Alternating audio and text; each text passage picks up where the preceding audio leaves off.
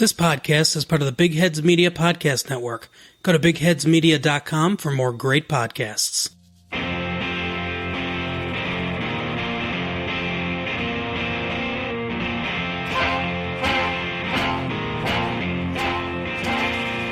There is a podcast no one asked for. A podcast you never knew you didn't want. 3 beers in. This is the podcast. I anticipate a deeply religious experience.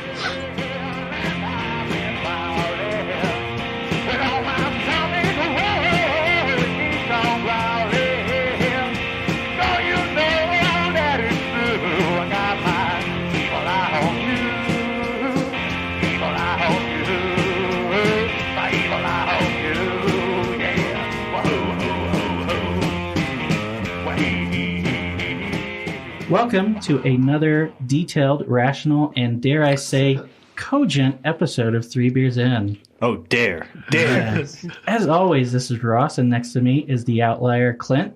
Oh, hey, how's it going? Independent variable, Joel. And the robust regression, Cutter. Heyo. And today with us is Owens, otherwise known as Mr. Hopalytics. Right? Yeah. You're the first person to call me that. You heard it here first. You heard it here first. Well, before we start, we go into anything.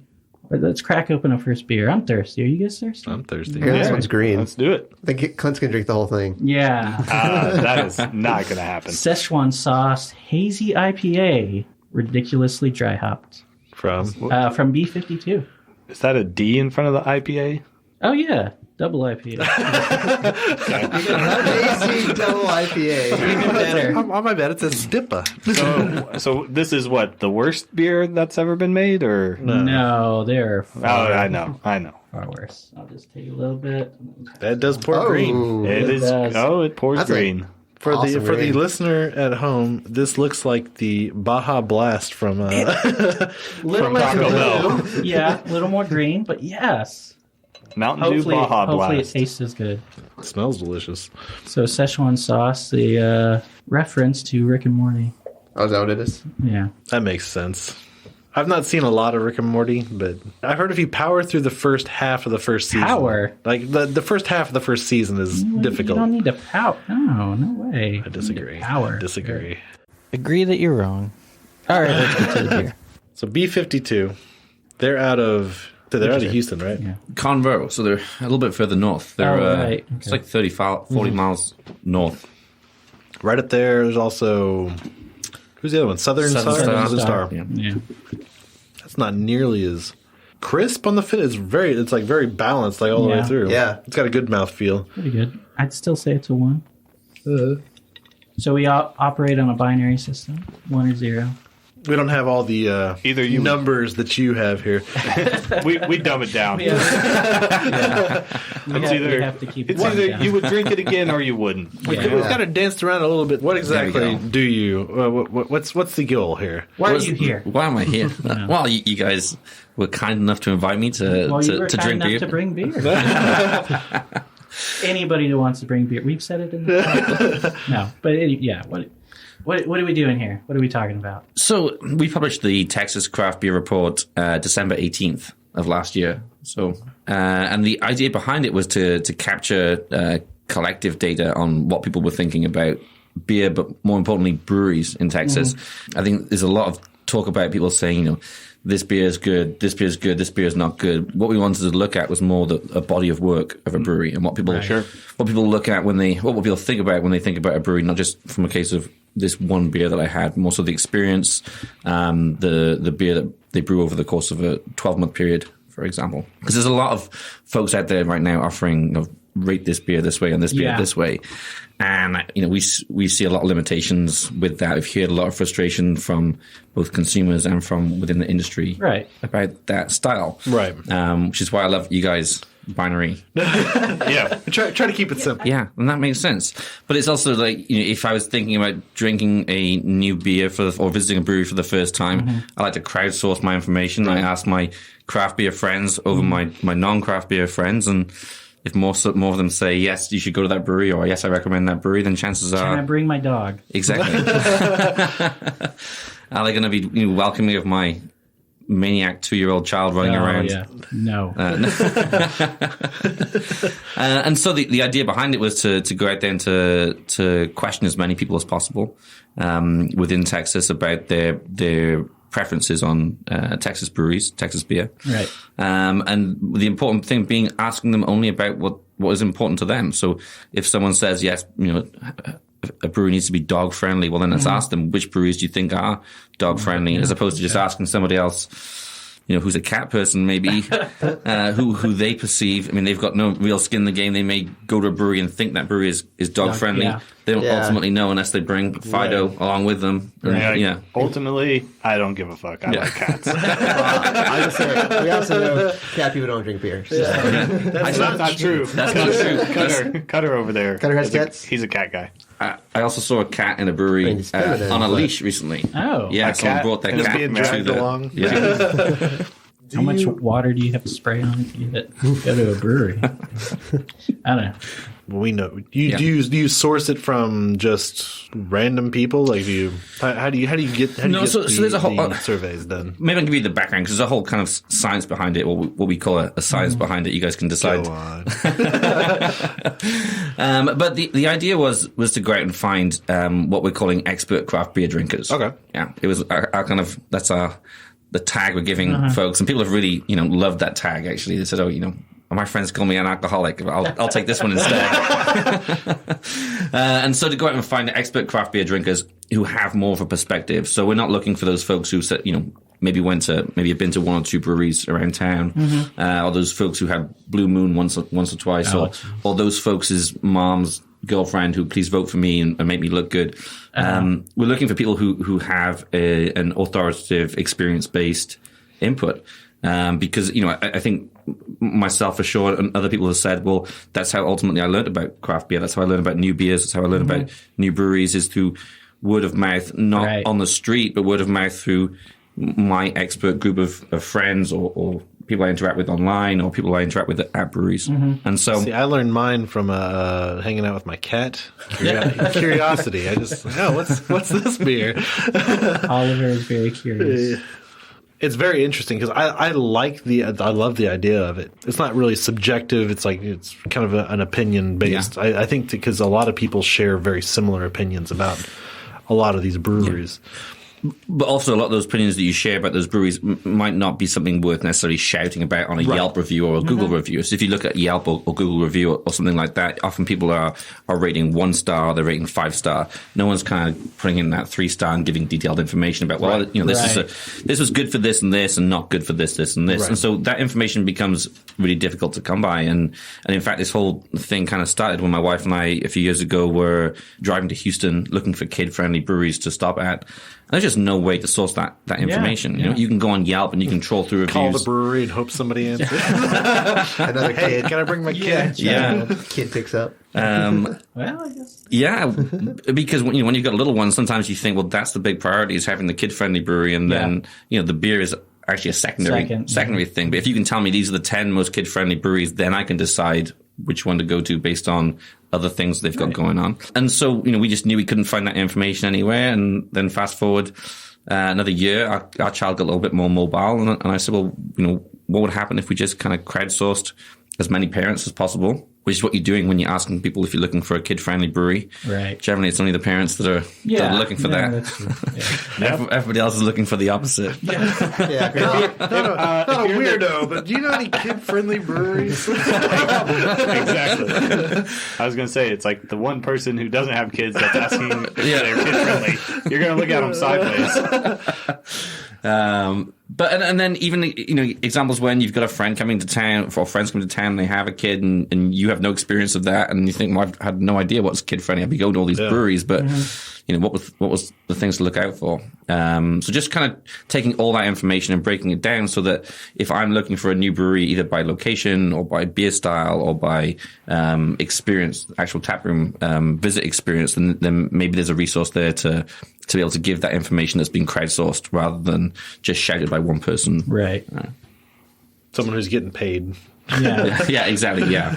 Yeah. So So we talked about Hopalytics, but who really is it just you, or is there a team? There's a team, but I'll be honest, it's been mostly me. Oh, yeah. There's been an advisory, certainly an advisory team, and I have a couple of guys that I work with.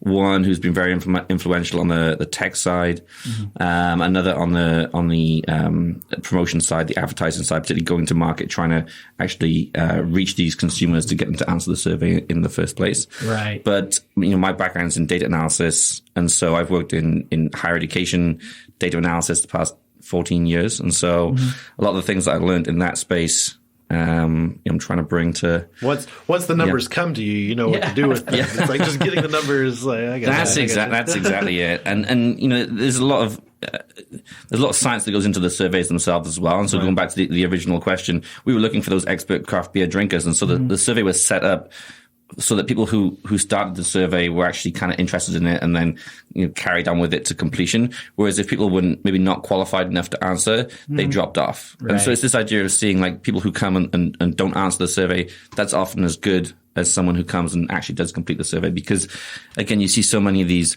maybe awards or prizes that are won by popularity or please go and share this thing and help me win this. And those folks have never been to that business or that brewery, and we were trying to stay away from that. I gotcha. Yeah. Gotcha. Good idea. Yeah. I mean, I know I didn't complete the whole thing because there was a lot of questions on there to answer. Yeah, well, the way the survey was set up was the more information you gave us. So if the more beer styles that you drank, or the more things that are important to you from a taproom visit, the more questions we asked you about them. Yeah. So if you said nothing's important to me, the more places you're familiar with, the more information that you actually have to share. That's exactly it. And so if you said, I know multiple metro centers really well for breweries, we asked you about those metro centers. So for some folks, it may have taken them 7 or 8 minutes, and for some folks, I know it took them 45 to 50 minutes because we have all that data on the back end. It was, Quality was always the most important thing, but then also quantity, if you had it, was also just as important to an extent. But quality overrode quantity. That's exactly it. And so all the numbers, and we know the average number of breweries that an individual who'd completed the survey has visited in Texas was 29. Right. So which is significant. It's a lot. Yeah.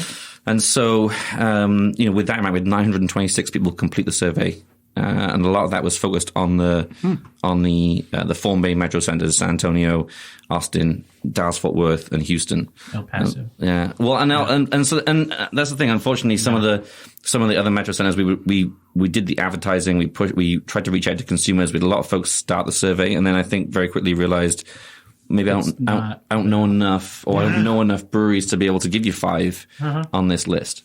And that's something we're gonna have to work on for next year, because we don't just want it to be a case of you have to be in a big metro center for us to be able to gather information that's useful for you. There's other great breweries that aren't.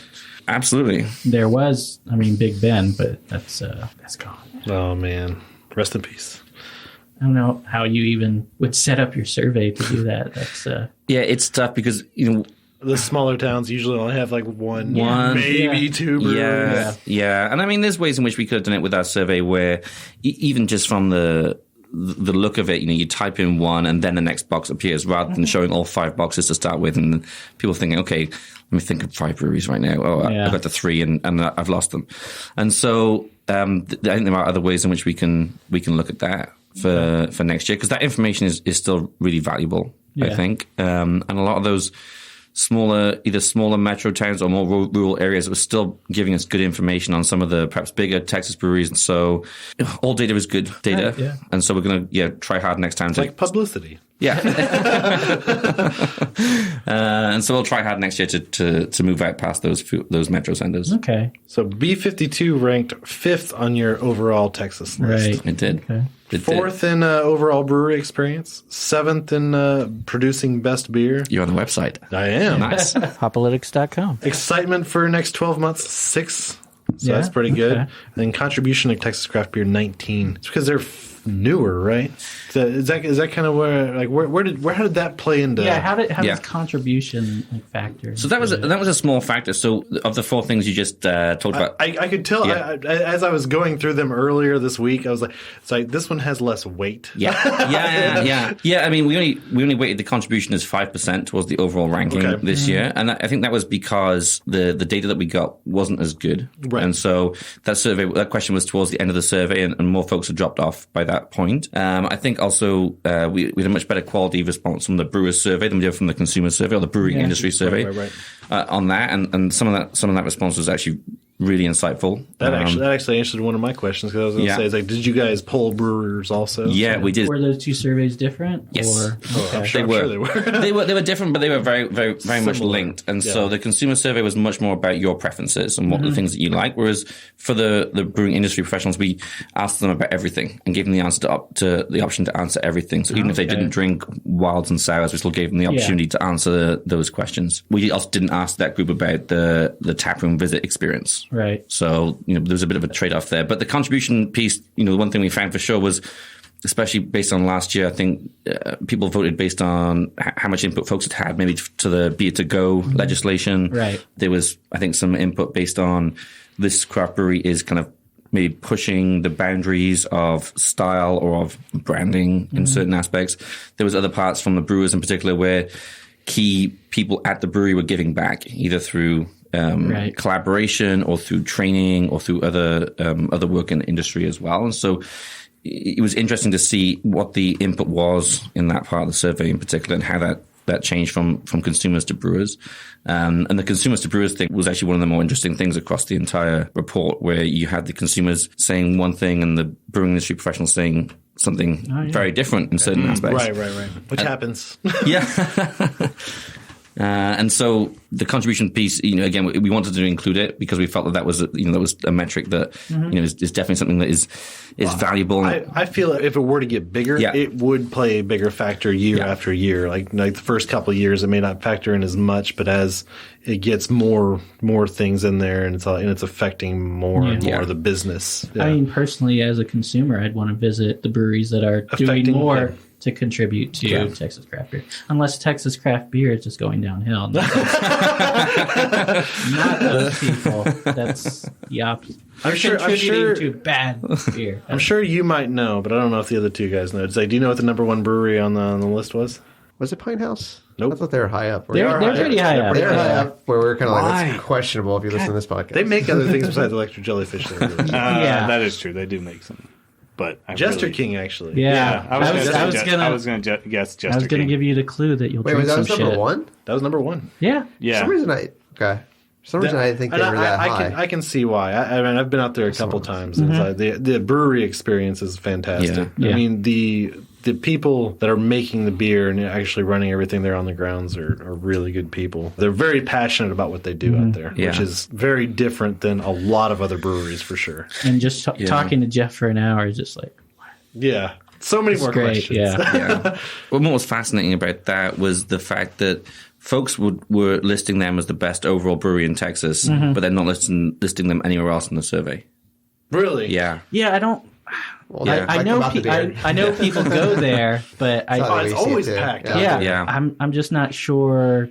Everybody in the city or other cities are drinking Jester King beer as regularly as other beers. No, probably not. I think it used to be a lot more available. Yeah, and the fact that it's not anymore is it's kind of because they switched their whole mantra, distribution plan, whatever. Distribution too. Yeah, so. And one of the things that was also interesting. They want people to go out there. Exactly.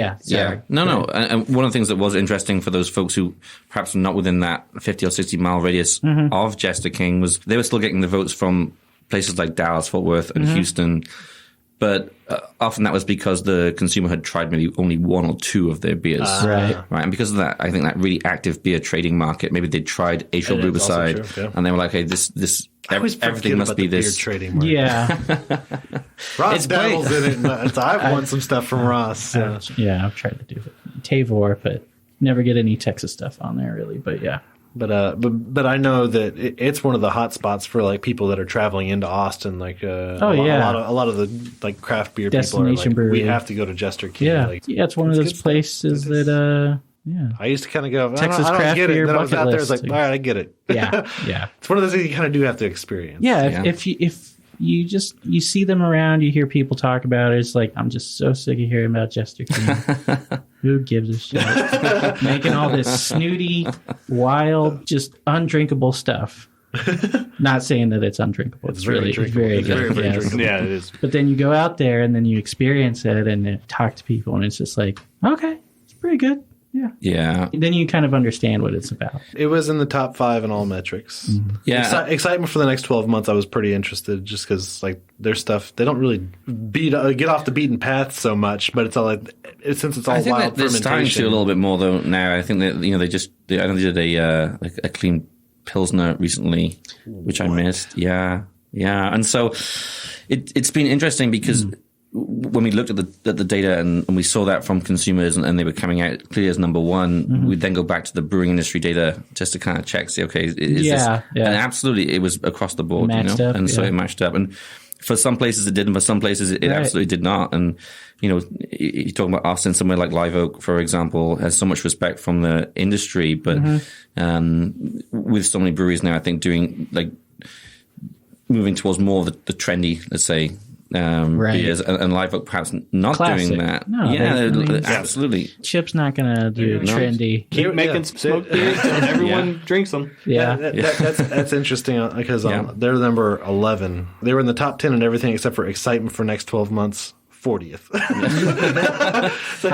they just do the same stuff over and over. And it's perfectly fine. They make good beer. They do great stuff over and over is what they do. But yeah, I guess that's not super exciting. But number 3 on the list, we actually have one of their beers tonight also. The St Arnold. Yeah. Oh, yeah, St Arnold. Yep. Which they were pretty high on another metric. I can't remember. Yeah, they were number one in. They were the number one in contribution to craft. Yeah, those guys in Austin Beer Works were joint first actually in contribution to craft. But again, St Arnold across the board, I think they just have that historic brand in Texas, and people are so used to drinking their beer in the beer category that a lot of the different everyday beers were mentioned often. And so, I think it shows we do have some of these kind of great established brands of beer here in Texas now that are serving the market alongside a lot of these breweries that are maybe focusing more on the trend. Based stuff. Do you think it has anything to do with distribution? Because I find it even hard in Austin to find some of my favorite breweries. Yeah. Like I can find Live Oak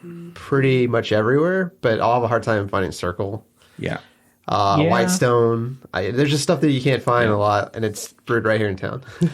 But St. Arnold's, when I saw it first, I thought I was like, that's from Texas? Yeah. I didn't even know until I went up. It's in Houston, right? Houston. Went up there, and that's all they had everywhere. And it was before, I guess, maybe they started, because I remember going up 5 years ago, and it was literally them, and then I think there might have been one new brewery coming up that was maybe saw it a couple of places, but everything else is St. Arnold's. They're moving slow, but they have some good stuff there. I mean, they have like Platypus and Brash, I know. Yeah. And Spindle Tap and Ingenious and Ingenious. Well, that's Humble, but that's Houston. Yeah. Why not?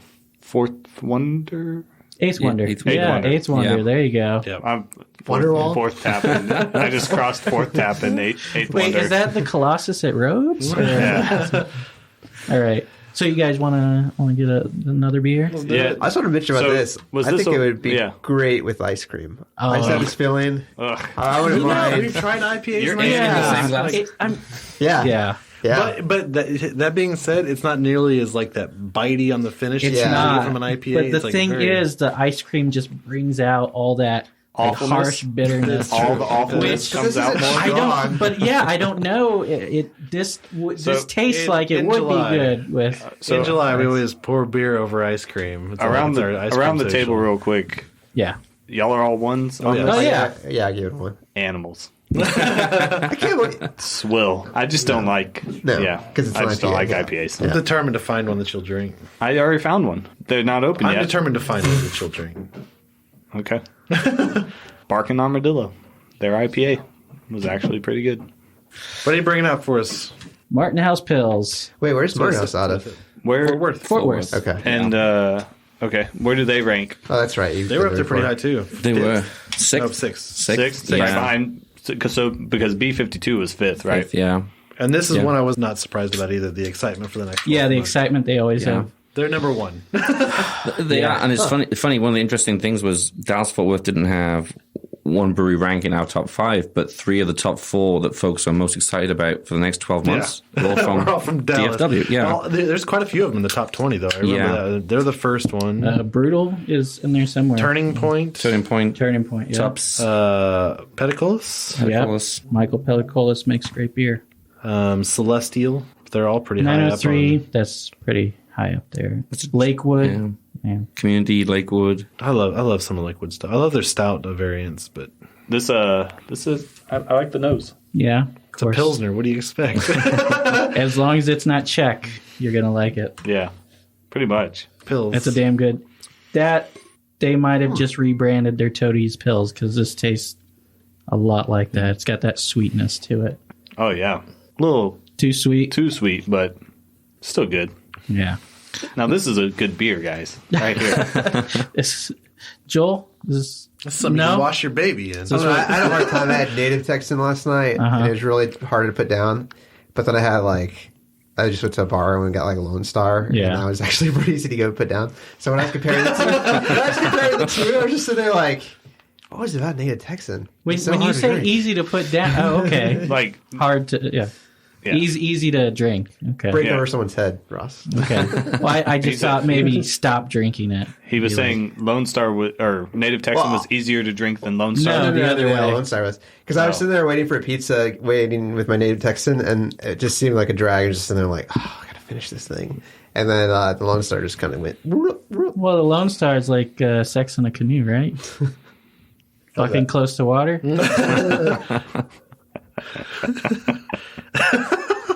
I've heard it. It's still funny every time. Yeah. So what are the kinda- stats on Martin House? So Martin House, Dallas Fort Worth. Cody From Fort Martin Worth. never does descriptions on his Untapped. He doesn't. I don't think he even rates beers. He just says, I drank this. Yeah. No opinions.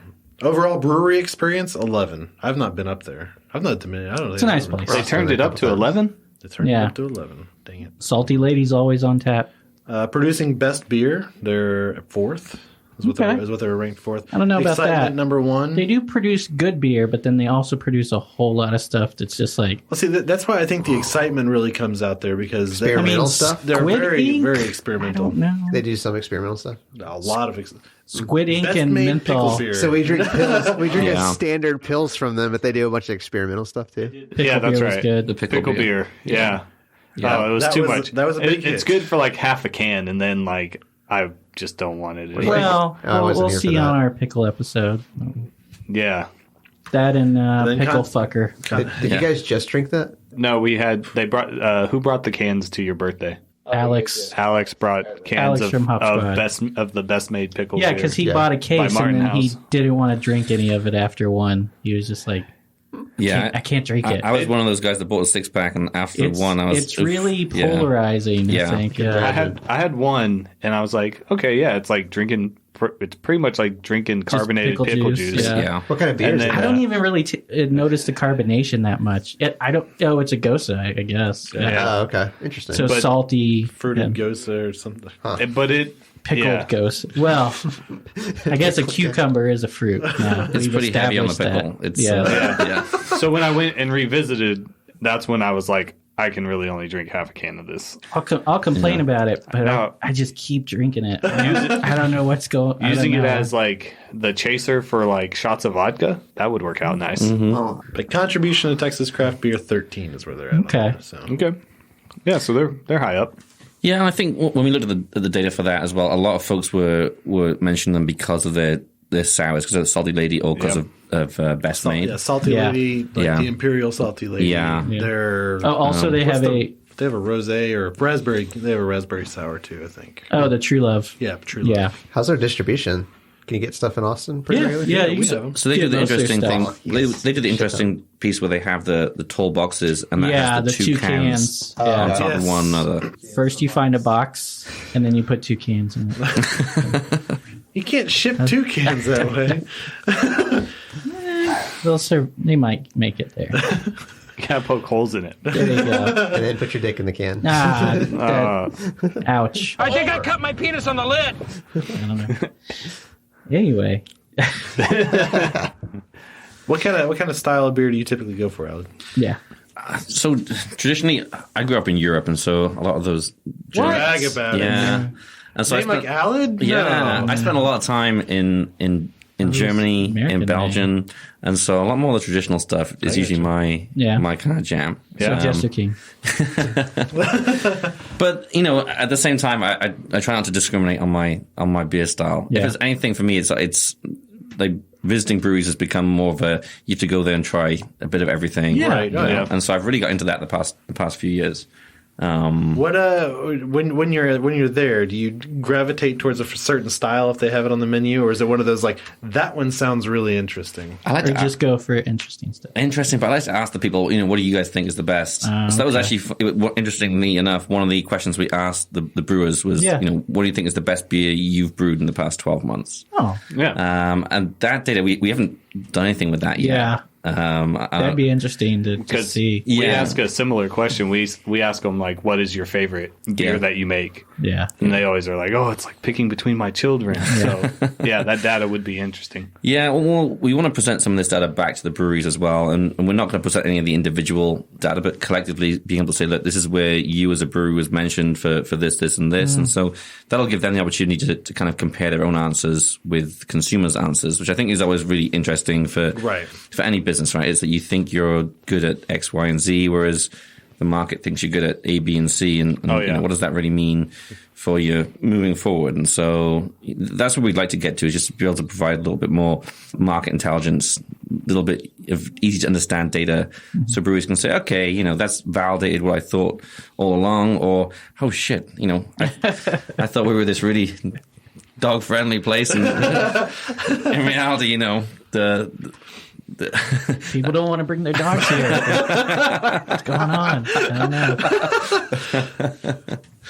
know. But I think it also helps with things like because the biggest standout thing that came from our report was the fact that just over half of the folks said the same brewery for the one they said was producing the best beer and the best overall. So only half, and so half of the folks said, it's great that you're producing best beer, but other things are also important to me. And that was something that really, as soon as I started analyzing the data, that really kind of hit hard, because I think the more and more you talk to brewers in particular, there's definitely this concept that if I make great beer, people will come.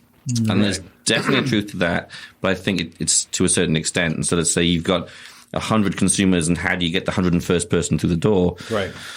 Well, 1 and 2 say it's not just about the beer, not necessarily just about great beer, it's about other things as well, and that can change your whole, I think, perception on what should my brewery be offering. It takes a little bit more for an experience, and that can change. And that can change a brewer or the owner of the brewery's perspective on like what they need to be doing with their space. Yeah, like instead of focusing just on they're like, oh, we make really good beer. It's like, yeah, you make really good beer, but the whole place smells like. The aesthetic feel of your brewery is too dog friendly. Shite. Yeah. Yeah, and I think, if you've looked at breweries that have opened, even in the past 12 months, a lot of those folks are focused as much on the aesthetics of their space and their environment, I think. Hop Squad. Yeah, great example. Great space. Yeah. Yeah, and I think that's really important, because shitty parking, but it's amazing how much that can play a factor. I assume too. It absolutely can. Finding the place, or and that was one of the things we didn't necessarily. It was one of the things on our list of things we should be asking, but we didn't want to get that much into the minutia of which breweries do you think are great for parking. That would be a survey. Or in you could take it a higher level and just say which ones do you think are easily accessible. And just like convenient to get to or something like that. Well, some of the more interesting data as well was us cross-checking because we didn't ask for anyone's address, we asked for their zip code. So understanding, if you're a brewery in a certain part of Austin, how far are people coming to visit my brewery? Yeah. And of those people, what's important to them? Is it, people are traveling a long way because I'm a kid-friendly brewery, or because my food options are, voted as one of the best? And I think that's really interesting data as well. Right. Yeah. Yep. So what are you guys thinking of this stills here? It's nice. It's sweet. Right. It's almost creamy opposed to crisp. It's borderline creamy. Yeah. Okay. You're right. Yeah. If you had told me this was a cream ale, I'd be like, yeah. I think I'd rather have it this way then, because sometimes the crispness makes it seem too weedy. Too much of a bite, or just grainy. Grainy, yeah, maybe, yeah. Oh, okay. This is a little bit sweeter, a little bit smoother. See, what Ross is doing right now is discovering, like, how can I get people to drink? How can I get people to drink a Pils right now? If I were to make a Pils. Yeah. Or more of a blonde. I don't know. I think that someone, even from the data, someone like Martin House, I think their Pils is overlooked because people know them so much for other things. For everything else, right? yeah. And so all their wild stuff. If someone's had no direct experience with that brewery and they've seen Best Made Pickle Beer and Salty Lady, and then you say, oh, here's a Pils, they're going to have preconceptions of the quality of that Pils. Yeah. Sure. And so... more traditional style beer. Yeah. I was going to say, what is like one of the breweries that is one of the best brewers, but they actually end up lower on the overall list, like way lower? Is there one, or for the most part, like make good beer, but then it's not? But then it's like outside of the top 10, like inside the top 10 as far as making good beer, but then outside the top 10 as far as like best overall beer. Let's see. Yeah, or what is the one that has like the biggest differential in rank? That'd be interesting to know. Yeah, and in the report itself, we produced a table so you can see even consumer and brewer feedback side by side, which is also really interesting. I know Live Oak in one of them was a big one. 40th on the overall over excitement. But no. I mean, but there's an overall score. Yeah. So like, here we go. I'm on it here. It's because they're not making enough smoked beers, right? They have a great brewery. They just need to make more smoked beers, and people will get excited. Smoke everything. I mean, most of the guys that are producing good beer are pretty close to the number, I would say. Well, the producing of good beer was such a big input, was such a big factor in the rankings. But there's definitely, I'd say, also that's also influenced by either the distribution or their availability or accessibility. So someone like this one's a pretty big one. I guess Hop Fusion, 23rd best producing beer, 36th overall. Yeah. Oh yeah. That's a big off. That's a big spread right there. But I can explain why everybody else is like 1 or 2 away from their number. Yeah, for the most part, that's the biggest one I'm seeing, probably about 10, 15. But if it's weighted in a certain way, like it's gonna that's gonna be more heavy. It's gonna be. But what that means is like that, they're not dog friendly or something like that. Like really brought them down on their other scores. And there's also about their location. Yeah, there's another layer to that as well. I mean, there may be breweries around them that are dog friendly or kid friendly or have great food options, and so that if you're only able to name 3 or 5, those are the ones that got your vote. Whereas the best beer that could have been in that example, Hop Fusion. Like Coco and Añejo, man. Yeah, I don't think they don't always have food there, so. That might be a factor. Yeah, that's definitely becoming more and more of a factor. We found not only were people obviously telling us that food was important, they were also very, very quickly able to name the 3 or 4 or 5 breweries that they thought had the best food options. Right. Because you don't just want to go there and drink, especially if you have your family or like a kid. We need food. There's food, right? I don't know. But yeah. A lot of the breweries I know here in town. Southern Heights. You don't even have to interact with a person. You just put in your order on a tablet, and then a hand reaches through and gives you your food through a portal or what? Like, it's like a mesh. Like you can't even see their face very well. Like, you can see this mesh. It's like, but I know almost everywhere in Austin has a food truck or something very, very close by. That's like you don't even have to leave the property to get food. But I think even having it is great, but also ensuring that it's open all the time that you're open and things like that. I think are also important. But it's great for us. My wife and I, we were going out drinking one day, and we'd had this survey going for about 2 or 3 weeks. And I opened it and looked at the data, and I found out Zilka was being mentioned for food. Yeah. They have that spicy chicken. And I didn't even know that was there, and so we kind of cheated and used that data to go and it was fantastic. So that's when I was kind of like, we're really onto a winner here, even if we just use this for personal. I mean, you could just walk down to Lazarus and get some tacos. That's true. What's good this information if I can't test it myself? There you go. I can't use it. With great power comes great responsibility. Okay. Still not great beer. Their milk stout though. Well, not consistent, but I've had it. Okay, because I have had it before, and it's just I thought it was good the first time I had it. The second time Yeah. it wasn't as good. So I was like, it's not as consistent. We're moving on to our next beer, I guess. Yeah, sure. Let's do it. Once? It's really, yeah. Oh, yeah, it's once. one for me. Yeah. Really, really quick, really easy to drink these when it's just a couple ounces. Oh, yeah, right. I think we'll move on to the Guten Tag, maybe? Let's do the good. Yeah. That's probably the next one I would do. I would Should I go to the recommend. next one? So, of the traditional German styles, and because you said you'd been in German, Belgium, what do you like the Pilsner style? Yeah, I'm a big Pilsner guy. Yeah, I am. And I'll be honest, so I've been in Texas 4 years, and before that I was in the Northeast. And since moving to Texas, it's just kind of, with the weather and the heat in particular, there's nothing better than a good Pilsner. So Pilsner. I really Good enjoy electric jellyfish. Oh, my God. Gross. Say it ain't so. They make it like a pills, guys. Yeah. Hoppy pills. I really want to go to Germany at some point and try like a traditional Kolsch. Yeah. Just because right now my favorite beer is the Converter Kolsch from Whitestone. Okay, yeah. So I want to know like how much variance there is between those, the traditional made and Grolsch. Yeah. I think you have to plan for a long trip as well, because any beer trip when you visit Germany in particular, I mean, you can go for Oktoberfest. I think that's great fun, but actually just jumping around all the different cities and jumping on the train is actually a better way to do it, honestly, as a beer tourist, Right, because just the differences in style. Differences in style from city to city. Never go for the tourist trap. Differences in style from city to city, and the background behind it and the history behind it, I think, is super interesting. And there's places there that have been open for hundreds and hundreds of years. Right. So don't go to the places that's $5 a shot in a beer. Yeah. You can't beat that. So that's Lone Star and tequila. Come on. We've mentioned it. I don't know if we've talked about it on the podcast before. We've talked about like trying to get a European trip. It's easy to do. it's compared to the US, it's a relatively small country. It's a small continent. Yeah. You can get around. Rail you can do pass. Germany and Belgium very easily. Yeah. Yeah, I recommend it. Absolutely. How, There's a Cantillon. as far as like the brewing culture, we'll say, like, I don't imagine that there's like, oh, hey, this is the brewery district of town.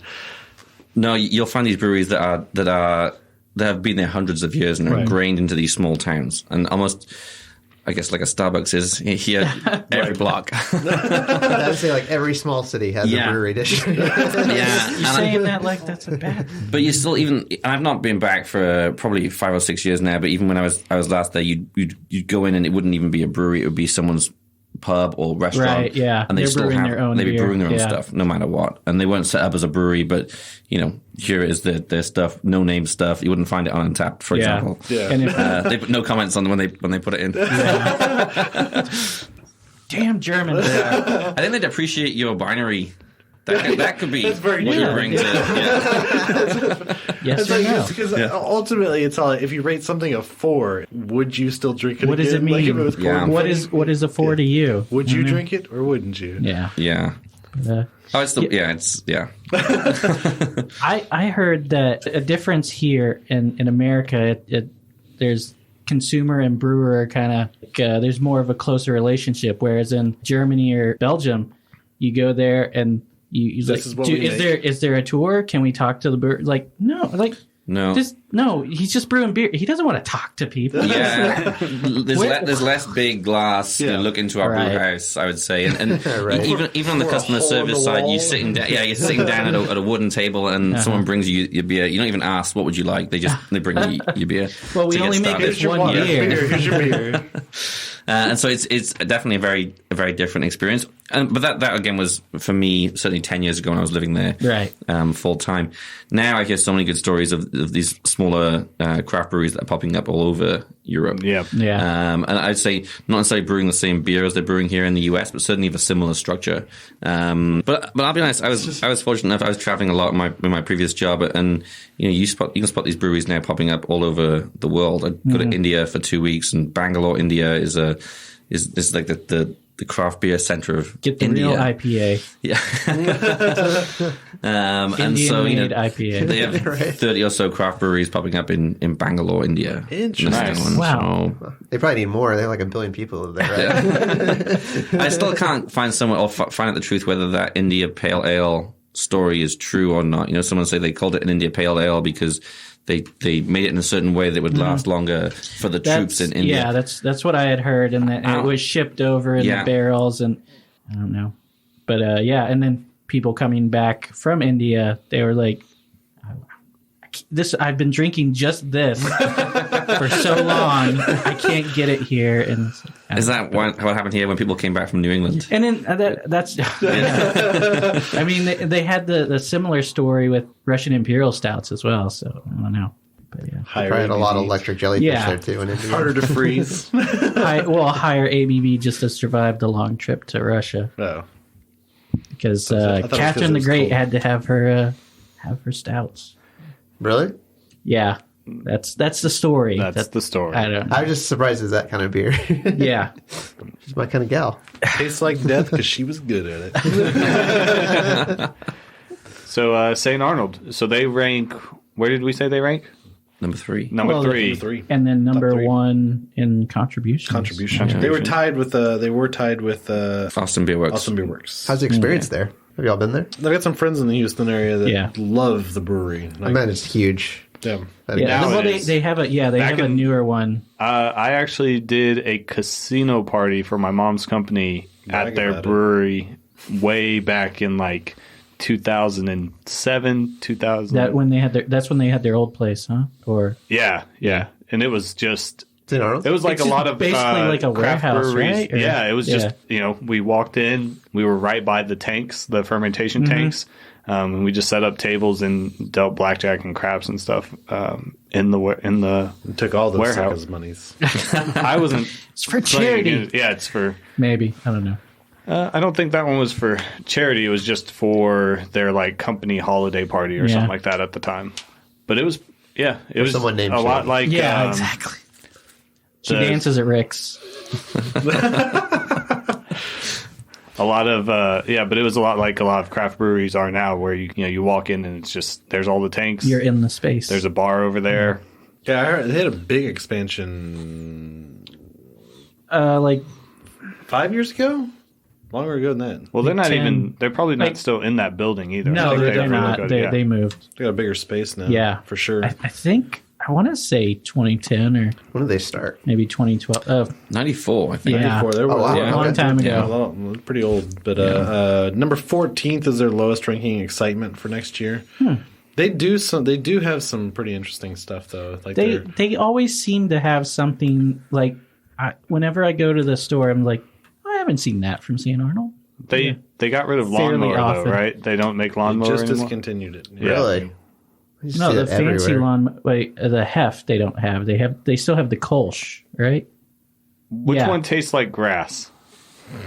Weed Whacker. That's the Hef. I can see why you thought it was lawnmower. Yeah, I thought that was lawnmower. They have to have the fancy lawnmower is the Kolsch. The Weed Whacker has been gone for a couple of years. Yeah. Okay. Right. Sorry. Yeah, the Weed Whacker. That's the one I was thinking. Their IPA does very well for them. But the Weed Whacker was. I was gonna say, they also have their double art car now. They just started doing the double art car to Clint's enjoyment. What's that?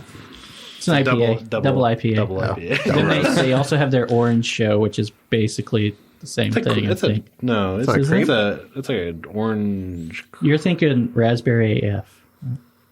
You're right. Are you? AF? Maybe. Raspberry yeah. It has the same kind of can. The can looks similar. It's orange instead of It's funny because you're right. Pink or red. You mentioned it. You're right. There's the distribution. They're so well known here, even in Austin, that I feel like if you go through the list, there's so many Houston breweries, even on the list that we created, that anyone traveling to Houston, I think, seeks out St. Arnold. Yeah. Right? And I think that's great for them. They're the Jester King of Houston. Yeah, absolutely. But tougher for the little guys, right? Who are just kind of starting off. And so one of the interesting pieces that came out of our survey was looking at those breweries that were the best new breweries that were opened in the past 12 months. Right. A couple of which in Houston, and also the ones that got votes or write-in votes that were opening in the next 12 months. Yeah, and Anomaly. think that was one. True Anomaly. Platypus True isn't on Anomaly, any of yeah. those lists. You know what? This has kind of a sweetness that reminds me of their Oktoberfest. Yeah, it does. Yes. Yeah, I can't. I agree. It's a Bavarian style lager, so I it should can't be nail very, what very that- similar. Yeah, I that guess it is sweetness. pretty. Yeah. I wonder what this one. It might be a little easier to drink, a little lighter Yes. Yeah, than the it is. Oktoberfest. The other one was a little bit heavier.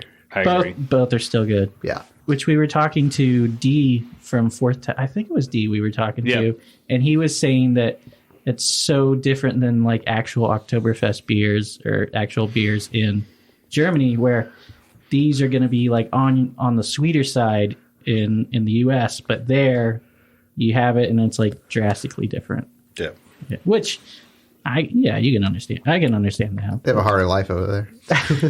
They don't have sugar. I can't get it. Anyway, no, they do. They have sugar. But I don't know. Delicious. Yes. Yep. Good stuff. And it has a pretzel in there, so I'm assuming Yeah. they're trying to hint at that's a good option with this. I would eat a pretzel with this. Or most With any mustard? beer. Yeah, I was going to say, didn't you any German beer you eat a pretzel with it? Yeah.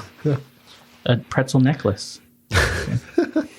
That's not a reference to the song Pearl Necklace. It's like, I was gonna say if you're Oktoberfest, you're gonna have that on. You're like, that's the American.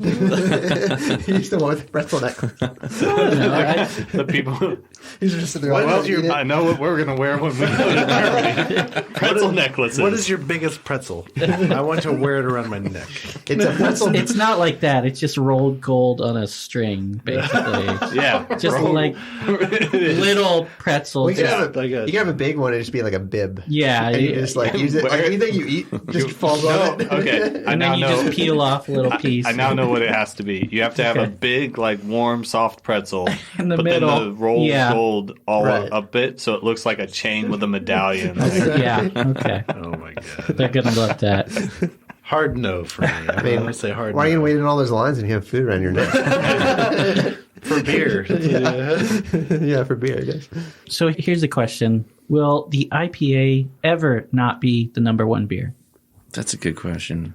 It's tough, right? So we one of the hardest things for us when we put these surveys together was trying to understand how we classify beer. Yeah, into which styles. I noticed that Yeah. on the survey it's got IPA and ales, Yeah, which I take yeah. umbrage Yeah. with that. It's like Wait, there's so much. You guys rated those two? He's the professor. There's so much that goes.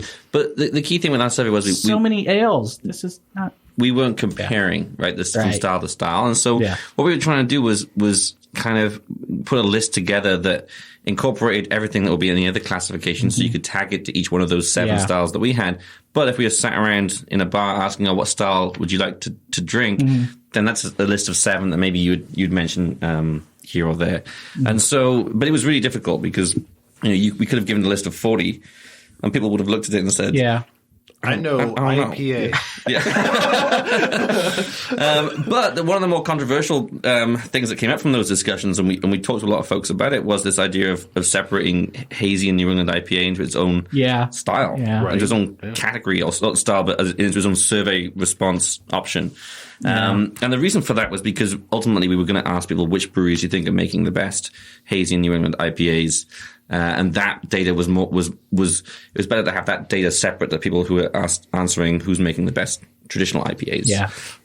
So it worked really well from that standpoint. But in answer to your question, I don't know. There's so many breweries who are doing those like diverse flavored hazy IPAs right now, and they're doing very well with it in the sense that they're also, I think, attracting a new type of drinker into craft beer.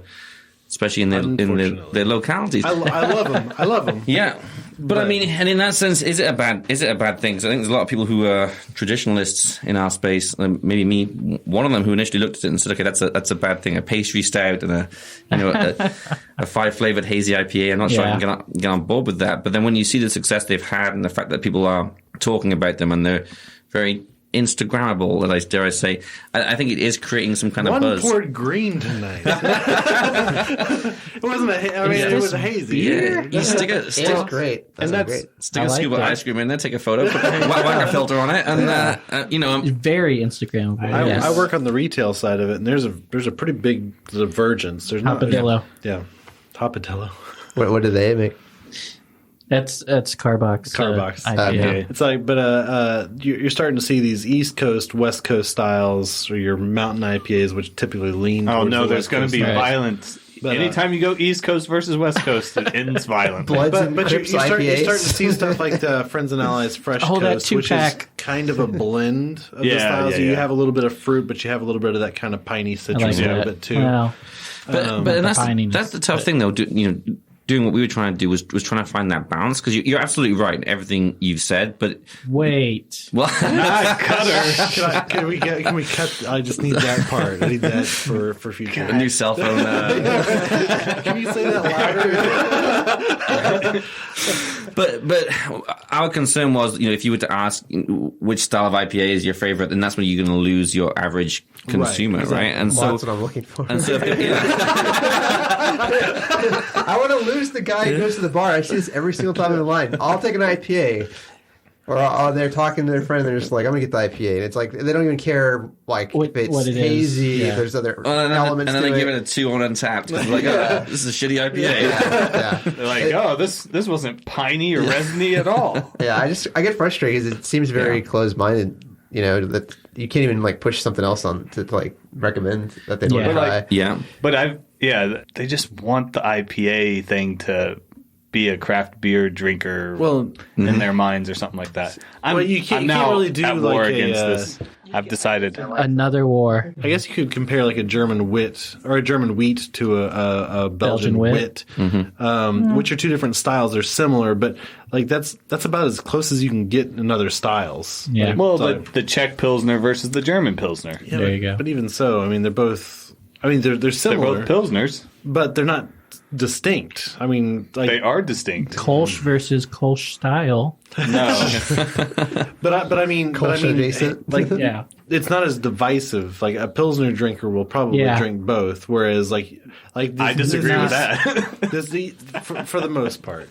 You're looking at it over here. But your East Coast, your hazy IPA drinker versus your traditional IPA, there's not a whole lot of crossover. It's very distinct. Wait, crossover from what? You either like your traditional IPAs, which are your piney, citrusy, resiny, or you're like your East Coast, which are your very tropical. Well, that's what I mean. I don't think anyone that I've seen at a bar is like, I want that more experimental, tropical stuff. I think they want the piney, resiny stuff. And then if they don't get it, they're like, what the hell is this? But it's almost because of that it's become such a popular style that it almost needs to be its own subset. Yeah, it needs to be its own subset. I don't have data off the top of my head, but when you look at the individual consumer responses, there was not as much crossover between the same people saying IPA and ales that also said hazy IPA. There was a significant number of folks who only said one or the other. Which is really interesting. That's what he's saying. Is that there's a split. And that's the data backs up the argument. Thank you again. Can we get that cut again? It might be because they just don't know either. No, we have to lose it all because you hit the mic. Oh, it's all getting edited out.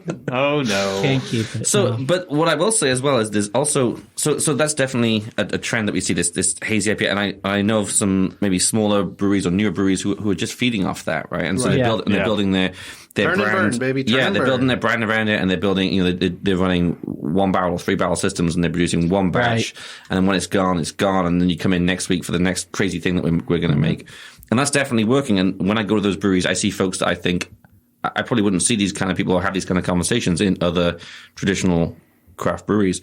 And as much as people can say, well, I don't necessarily agree with the fact that they want to come in and like that style and call that craft beer, it is expanding our industry. And so if you look at the ultimate goal, ultimate fight against, big beer, bad independent craft brewers on this side, how are we going to grow this part of the market? I think that has been over the past 18 months or so. Not sell to them. A tried and tested way of growing the market from a consumer standpoint. The flip side that we're seeing now, though, is a lot more traditional, and this will help the Pilsner drinkers. Yes. There's a lot more folks who are, let's say, have been drinking craft beer for a while, perhaps have certainly over the past 5 to 10 years, are now going back to those traditional styles out of just the fact that they want to identify as not being. I understand. Do you know what I mean? I can understand that. I want to be in a bar. I want people to look at me and see me drinking my Pilsner and be like, damn, I wish I could be like, maybe I'll be like him in the future. I'm sitting here with my, strawberry mango. Strawberry mango milkshake IPA. Maybe one day I'll be that guy. What I like But isn't that about a lot of the Austin brewers, I can't say about all of them, but what I like about a lot of the Austin brewers is that they have like 2 or 3 cans that they have on the shelves at all times, like just 2 or 3. It's like, and then they'll have like maybe one seasonal, or they'll have, or maybe they'll have like 2 at any given time. But there's no more than like 5 cans on the shelf. Whereas some of these more established brewers and stuff, they've got like a whole like 8 feet of it. Just it's like, oh hey, this is all the stuff that we have out right now. It's like, and it's nice, but it's like at the same time, it's all like, hey, I mean, why don't you just stick with what you're good at? But it pushes out the other. True. It gives them more space, so it pushes out the other. You just see their beer. They want every inch of that shelf space. They'll fight you for it. Yeah, I trust me. I work in the industry. They fight for it. But I mean, my wife and I were down in San Antonio with some friends just a week ago, and there's a brewery down there called Islla Street, and we have one of their beers, and they appeared. I had not heard of this brewery whatsoever. I've heard they're really good. And after about, again a month of the survey, I was noticing them coming in the responses. Really? And I was like, wow, this is everyone from San Antonio, a lot of folks in San Antonio are mentioning them. And so we went down there, and sure enough, met the owners. They're working on a small 1-barrel system. Yeah. They're producing what they're producing, and they open I think at 4 p.m. on a Friday. But sure enough, 2 p.m. on a Friday, there's a line around the block to see what are these guys got going on this week. And I think ultimately it's ruffling a lot of feathers amongst maybe some of the more traditional established brewers. These guys have come in and done so well so quickly. Their numbers are pretty interesting. Yeah, that's actually one of the ones I was going to say. Maybe have a bit more of a dichotomy in the individual answers, particularly when you break it down between brewers and consumers. Right. But they have this it's not quite as following. Big, but it's higher up. So yeah, it's like so overall brewery experience 16. Yeah, excitement for next 12 months 10. Mm-hmm. But producing best beer 40. Right. Yeah, they were contribution 40, but they're 22 overall. Yeah. But isn't after you get out of the top 20, isn't it just alphabetical? After 50. After 50. Yeah. Oh, okay. Yeah, and the reason for that was because we didn't have enough data. So if you were comparing 97th and 98th, it could have been like 5 guys around a table made a difference between being that number. And so you can't resemble that remark. And so, we published 1 to 50 because it would have taken a lot to move up a place in that 50 ranking, but not so much from 97 to 98. But that brewery is a great example where they've got this local passionate following. There's maybe 1 or 2 other breweries within, I guess, like a 5-mile radius of them. Weathered Souls is right near there. Yeah. But, I've heard that Islla Street is way better than Weathered Souls. I'm trying to remember. So I went to 3 breweries. Islla was the one that's in a warehouse where they back up truck. Yeah. Okay. So that one is like, when you walk in, I felt like I was in Mexico. Yeah. There's like dogs. So there's like a food truck. It's not very polished. Yeah. And you go in, but it feels like you could tell the people there are locals. Yeah. The bar is wood and doesn't even look safe. Like plywood. But people there were extremely nice. Yeah. Some of the best beers I'd had in the 3 places I went. I went to the other one that you mentioned, Weathered Souls. Souls, yeah. And they do whiskey. Or bourbon. Yeah, they also do that. Yeah, and so like that place is popular. Distillery. But it feels like a Ranger tourist Creek trap. which is one next to Islla Street as well as a distillery brewery. Also, Ranger Creek is it Ranger Creek? I think. Yeah, I didn't get there, but this one, Weathered Souls, is like it feels like a tourist trap. It's a completely different perspective. Yeah, but I like Isla better. And they had one, and I think I showed you guys a photo where I'd never seen it before. They took like Mexican candy. Yeah, they melt it and then they put it on the outside of it. Yeah, and then you're supposed to like lick it like a margarita and then drink it. That was amazing. Lick it like a margarita. It was like amazing. Salt on the glass. It was amazing. Salt on the rim. It was a spicy, like a very subtly spicy like candy. It's amazing. And if you go on Untappd, for example, everyone takes a photo when they post it. And Instagram, my very Instagrammable, again, goes back to even things that presentation, glassware, things like that. And I think that they've made a pretty big I see why. So we were with friends in San Antonio for the day, and I dragged them around 5 breweries. And we go to this one on the way home, and they're like, "Holy shit, we love this place! This is amazing!" And they hate craft beer. They're like, they love the beer, they loved everything. And I stopped and I thought, oh shoot, they've literally just brought 2 guys who don't drink craft beer into the craft beer space. Because I've dragged them along to see. Yeah, and so they got my mom hooked. Yeah, she had some there, and she doesn't drink beer. I thought she only likes Oasis. Yeah. Well, so we were there, and I actually don't do much of a release, but their owner did give me a can, which I brought with, which is one we should maybe do next. Takashi 69 or. Yeah, well, we should do that one next. I'll bust it out. Let's bust something out. It sounds like it's more novelty though. By the way you described it, like really, really dive feel. Oh, it's divey. Yeah. So but it's like neighborhood diving. It's fun, and they're super friendly. The owners are sat right there, and they'll talk to you, and the music is cranked up louder than any of the brewery you've been to. Yeah. It's fantastic. That's true. And that was another thing in the survey: live music. Yeah, it's another thing that I avoid myself. But. Yeah, so one of the funny things is want that here. That's what a lot of folks say to me is like, well, it's great that you're giving us the positives who was voted for. We'd love the opposite of that data to know where we're not going to find kids or music or dogs or I love this kid. It's actually the Pistachi 69, right? Pistachi 69. It's pistachio and dark chocolate ganache stout. So good, you go and tell everybody. That's branding right there. That's the important stuff. I don't know who the bartender was, but she was super nice. Like, she came up to talk to my parents about the beer. Apologized. I think they ran out of glasses. She was like, we had to put them in the dishwasher. And then they gave you all Dixie cups and exactly. And generic glasses. And then it was an interesting experience, but the best beer out of the 3 because we went to Weathered Souls, we went to another place. One of them felt like a college place, and then Weathered Souls, it was definitely more touristy because they had a bus out there that people were busing on a bus tour. Yeah, and it goes back to this, I guess, and a lot of folks have asked me since we published this report, look, give me the 5 things, like brewery owners, give me the 5 things man. Just finish it, Joel. Hold that thought. You want to This is stupendous. This is. I hope it's good because I just poured all of it. This is son of a just bitch. smelling. I saw your face, and I was like, this is not even amazing. Like the nose on it, I was just like, I want all of this. It's so sweet, sweet, nutty, it's and like drinking zero roast. It's like a birthday Sasquatch without all the alcohol. Yeah, sort of. Yeah, kinda. Yeah, it's very. This chocolate ganache. A lot of chocolate, not just dark chocolate, but like milk chocolate. When you talk about like chocolate stout or something like that, like it's usually very subtle. No, not on this. This is. Man, if I had chocolate syrup. Who did you guys sleep with to get this? This is worth it. But that's worth the drive down to San Antonio. The pistachio is a little bit more subtle, though. Right.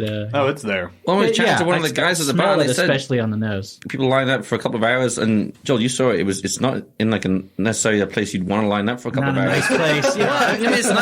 It's nothing scenic about it. It's very modern. Yeah. It's like a modern warehouse. Kinda. Like other people are like back in their 18-wheelers and do the spots. Wait, so go back lining up down the road. It's exactly like Square. Square? Circle. Circle is a square. The triangle. Yeah. Go back to the numbers on this again. That, yeah. 6-9. No. The data numbers. Oh. 16. Yeah. Hold on. No. So this place y'all are describing sounds jankety as fuck. Yeah. But for some reason, this brewery was ranked really high on the location. Excitement for next 12 months, 10th. Right. It's in the top 10. For the overall experience. Yeah. Right. But no, 16. Overall experience, 16. In Texas. Overall experience. But the quality of the beer, experience. what was their rank? 40. Really? That doesn't make any sense. This doesn't track. Well, let me tell you, I can break it down for you a little bit, and that was because they didn't have this. The brewers didn't vote very highly for this. Oh. Yeah. So customers like it. Love it, yeah. But the brewers did not. Were they even aware of it, the brewers? Good question. I mean, I doubt it. Because, first of all, you have to make an effort to get there. You're not getting this anywhere outside the tap room. So, I guess the answer is, my guess would be likely not. That makes me wonder. So they canvas labeled it just for you, or they sell this there? Good question. Looks like something they'd sell. This is a crowd. No, yeah, and this is. Does something they sell 4-packs of? Yeah, potentially. Yeah. They didn't have anything to go, but as I was leaving, he's like, "Hey, take this." Nice. I was like, "Sure." It's like a Frenzoli thing. Yeah. If this is the one, it's kind of like Orf's not listed on the. Yeah, Orf's not. When you described the experience, it reminded me a lot of Orf. That's immediately what I came to. Oh yeah, I'll be honest. Walking up, worse, probably. Our group was a little bit skeptical. The minute you step in, it's just like loud music, colors, vibrant, friendly. You feel like you've stepped in a portal to another world. It's fantastic. Yeah, and so there's a lot of those in San Antonio. There's a lot of those portals there. Now, what I like was it was really down to earth in the sense of like everything's not polished. Like you get a menu. It's not like they didn't hire like a branding agency. It's like written on. It's written on. It's written on a napkin. You know, they just hand you a cocktail napkin. It tells you it. It's not written anywhere. I was like on a white laminated piece of paper that had been stained with beer. Yeah. Today we got. I knew it was good. Yeah. Today we got mystery meat burgers. You know, like they were changing the tap menu behind the tap list behind the bar, and as they were changing it, people would walk up from the tables to see what are they going to write next. Nice. Yeah, that's awesome. So that's impressive. Exciting. That was where I was like, okay, I get it. Yeah, that does make sense. Yeah. Because their stuff's damn good. We had 4 or 5 different beers, and they were all great. Yeah, I will say that this alone is enough to make me want to go try them next time in San Antonio. I think he handed you the right one. Yes. I feel like that's an easy trip. We just make it a Sunday or whatever. And go well, the good thing from an Austin perspective is it's this side of town as well. Oh, good. And so it's very much That's also nice. Yeah. Yeah. Wait. I will say, although I love the Northeast artwork on side that can. You don't have to go all through to the other side of It San still Antonio. feels far though when you drive. Yeah, I grew up in the area. So. Yeah. Right. Yeah. But then there's All my friends places are on the north side, so that actually works in my favor. There's a lot of places along the way though that did very well in our rankings. Places like Guadalupe and Five Stones, and so there's a lot between here and San Antonio that I think are doing. That place in New Braunfels, isn't there? Yeah, a brewery there? there's a couple there. Five Stones are in New Braunfels technically, but it's a little bit off the beaten path. I've wanted to try some of their stuff. I see their cans every once in a while, but usually it's an IPA, and it's just like I don't know, man. A 16 ounce IPA. I don't know if I could have had an the entire whole thing pint of this. Yeah. Oh, I know I could have. Oh, I could have so had like rich. 7 of them. Like, So rich. It's like a port. You need it in a port glass and like a smaller This tulip. would be good over pistachio ice cream. Yeah. We'll have to get more somehow. So they do a brown ale, I guess, is their Suavecito 30, which is the one that everyone kind of goes crazy for as well. A brown ale that people go crazy for. So I'd say worth the trip. I mean, San Antonio, on the whole, I think is worth the trip. We went to Back Unturned, which is in the downtown, which just opened, I think, in the past few months, and we actually have one crowler I brought back from there as well. And then Roadmap, also pretty fun downtown. I think that they're starting to get a pretty. They good really are, and the brewers fact that the Brewers Conference is going to be there later this year, the National Brewers Conference. Oh, really? I think that's really National Brewers that's really going to. Which I'll be honest with you, like, good on the Brewers Association as well for going to an up and coming town rather than just you could have come to Golden, Austin, Colorado. Yeah, but I think that's really going to showcase San Antonio breweries, and I think they're all aware of it as well. And so I think they're all really kind of building up to it, and that's going to be in April, I believe. And so. So hopefully a lot of these guys get a bit more credit than, or people get eyes and ears on their beer and able to try some of their beer. We should try to get media passes. That's what I was saying. Yeah. We got them for the Texas Craft Beer Festival. So I had the, let's see, Fresa Blonde. I think that's what my dad had. That's really good. Fresa. And then I really wanted to try this Cold Stone Steve Austin. Cold Stone Steve Austin. Yeah, it's ice cream. Okay. I was.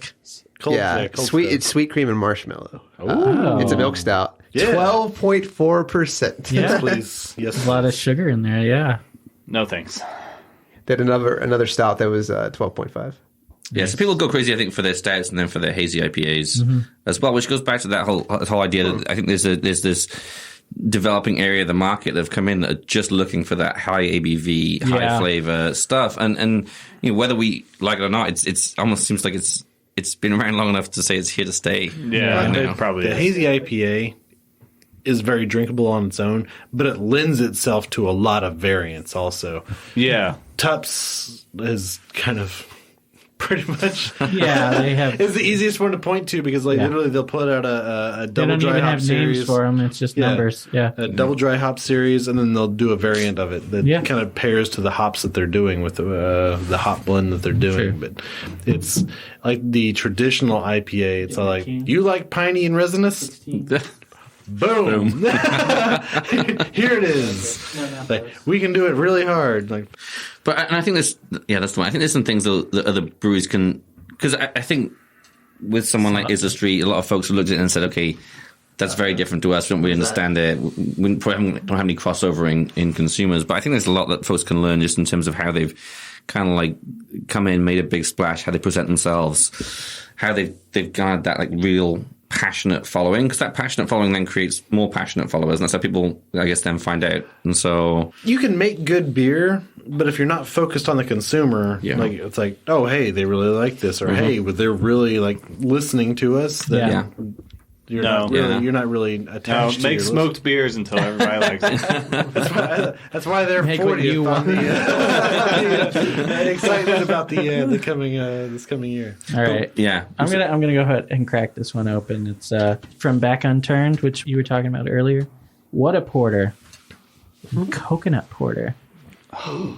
Another one of Clint's favorites. If you're going to flavor it with something, flavor it with coconut. I hope it's not dry. Clint will definitely not try it. So they've been open, I think, just a few months, and they had 4 beers on tap when we were there. They had some great pizza down at their place in the middle of San Antonio on the Riverwalk. And so, again, someone who'll do really well based on their location and based on the fact that I think they're brewing to what consumers are asking for down there. So they had coconut. Yeah, they had 2 lighter beers and then a hazy in it, and this porter.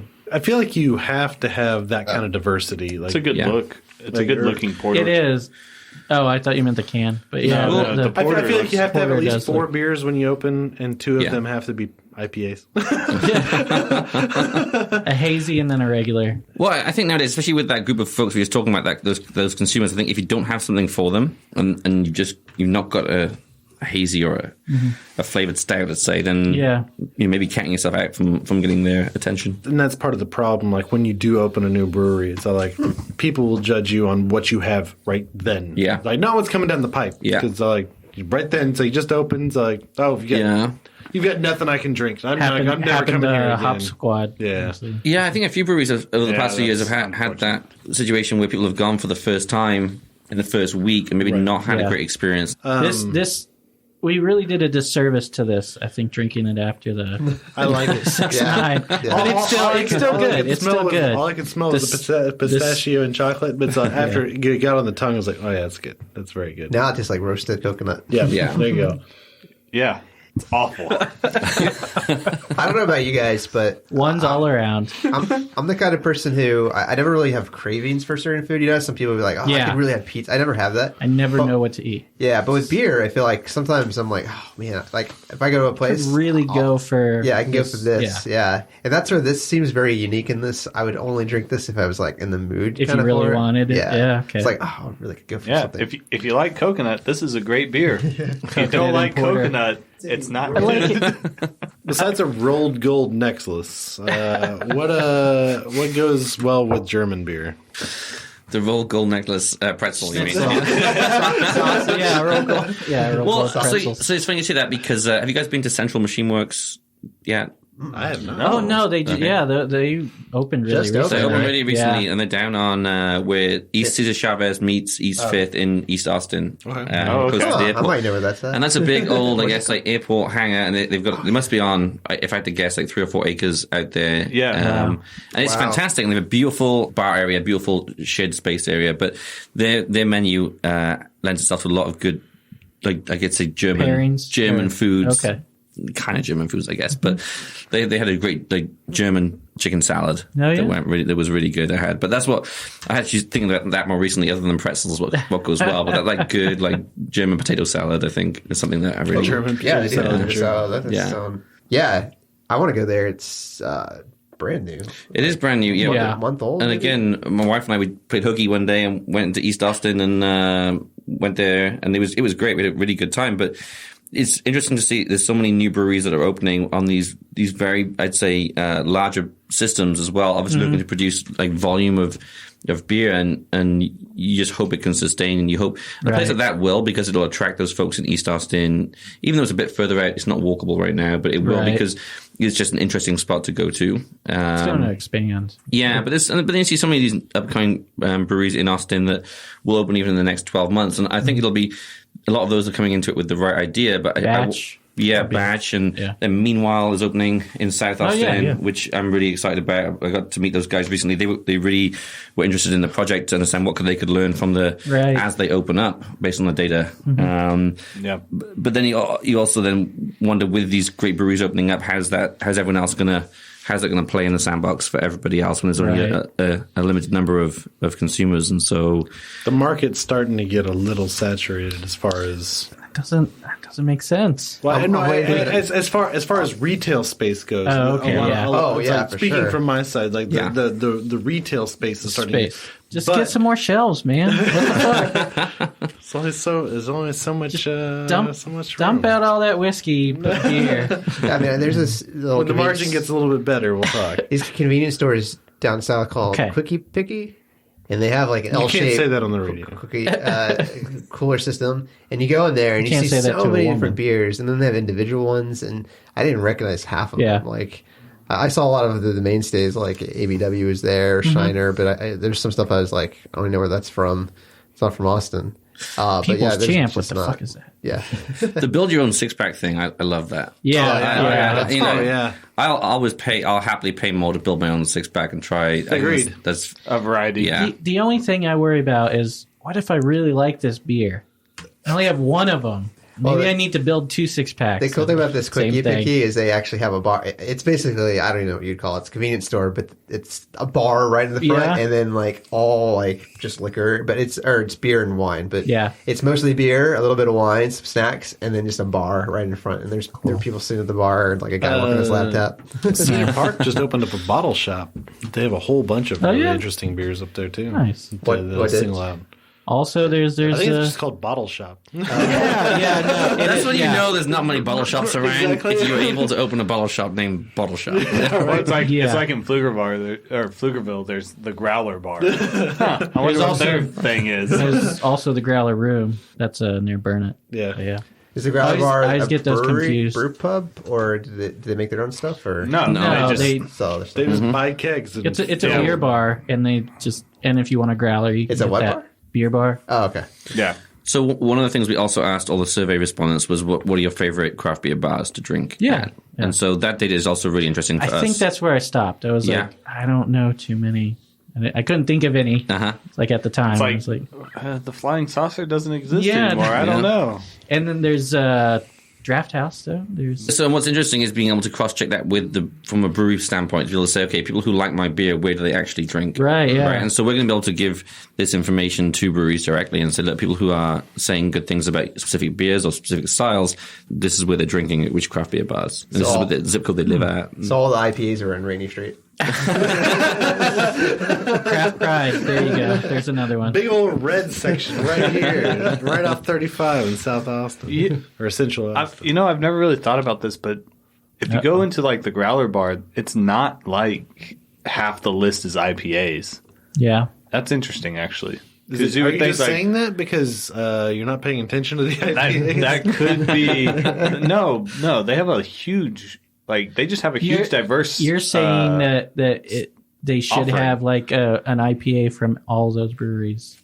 Well, here is what they want. The way that people are drinking. 5 years ago, yes, they would have had just like half their list would have just been IPAs from different breweries or something. I mean, Clint's right. They have more nitros than I see IPAs so far. Oh, at the Growler Bar? 3 versus 2. They have 2 different New England IPAs, and then they have 3 different nitro beers. Yeah. And they don't have a lot of IPAs there. It's a good sign. Unless you're looking for IPAs. A beer called Droid Rage. Yeah, it's not very good. It's from Lakewood. Yeah, it's a red ale? It's like the one. Imperial Red. It's the one thing I've had from Lakewood that was just not good. The Temptress is what I've had. The Temptress Temptress series is very good. I talked to their sales rep the other day. I was like, why didn't I see the cinnamon this year? And he's all like, nobody bought it. I was like, nobody bought that? I've been asked for it like 10 times in the last 2 weeks. I was waiting for it. Because it came out last November. Or so delicious. Before the year salted before. Caramel now. Salted caramel is pretty good. The thing is that one's really sweet, but it covers up all the alcohol. So it'd be dangerous, but then you can't really drink too many of them because it's just so sweet. It tastes really good, though.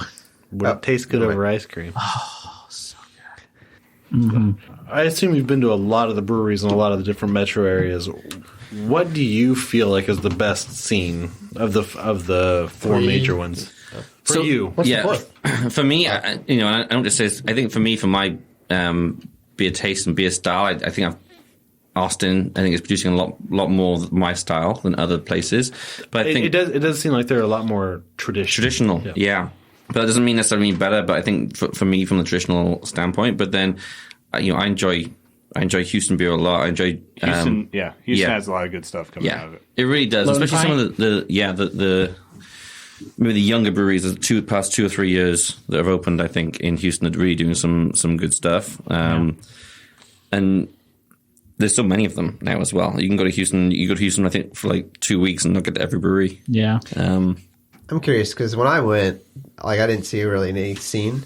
So, and I talked to some people there, and they said there wasn't. So It's really, blown up in the last few years. I don't know that there's a centralized area like there is here in Austin. Like you have the 5-8, and then 5-8. Houston is so spread out. Yeah, so. and Houston is like so massive that I bet it's all spread out. That's what I was wondering if it was. There's a couple different brewery districts there. We talked about B52. B52 is in Conroe, which is, again, like 40 miles north. But on any given day at B52, which is a beautiful, fantastic place to visit, you've got folks from all over Houston as well. You've got somewhere like... Clint loves Lake Conroe. Yeah. There you go. I don't. Yeah. Oh, no? No. I always found it to just be too muddy and dirty. Oh. Yeah. any lake around Houston. I prefer... like our Gulf. No, I'm a fan of Lake Travis and Lake Buchanan. Those are not in Houston. No, I guess that's why he likes them. I grew up in Houston. Okay. On this episode of Three Lakes, This has been Lake Talk. up the lake with But people go crazy for Ingenious, for Brash. And Brash is a really funny one because I actually went to Brash and I thought, okay, this is cool. I'm keen to visit. They have all this crazy beer that I've not tried before. Yeah. And I get there and it's a surprise because the location is it's a warehouse. It's dark. It's like there's like loud heavy metal music playing. Yeah. Like my kid would not like it. No. No. My kid might like it. Would you say it was brash? Yeah, it is. It was in fact brash.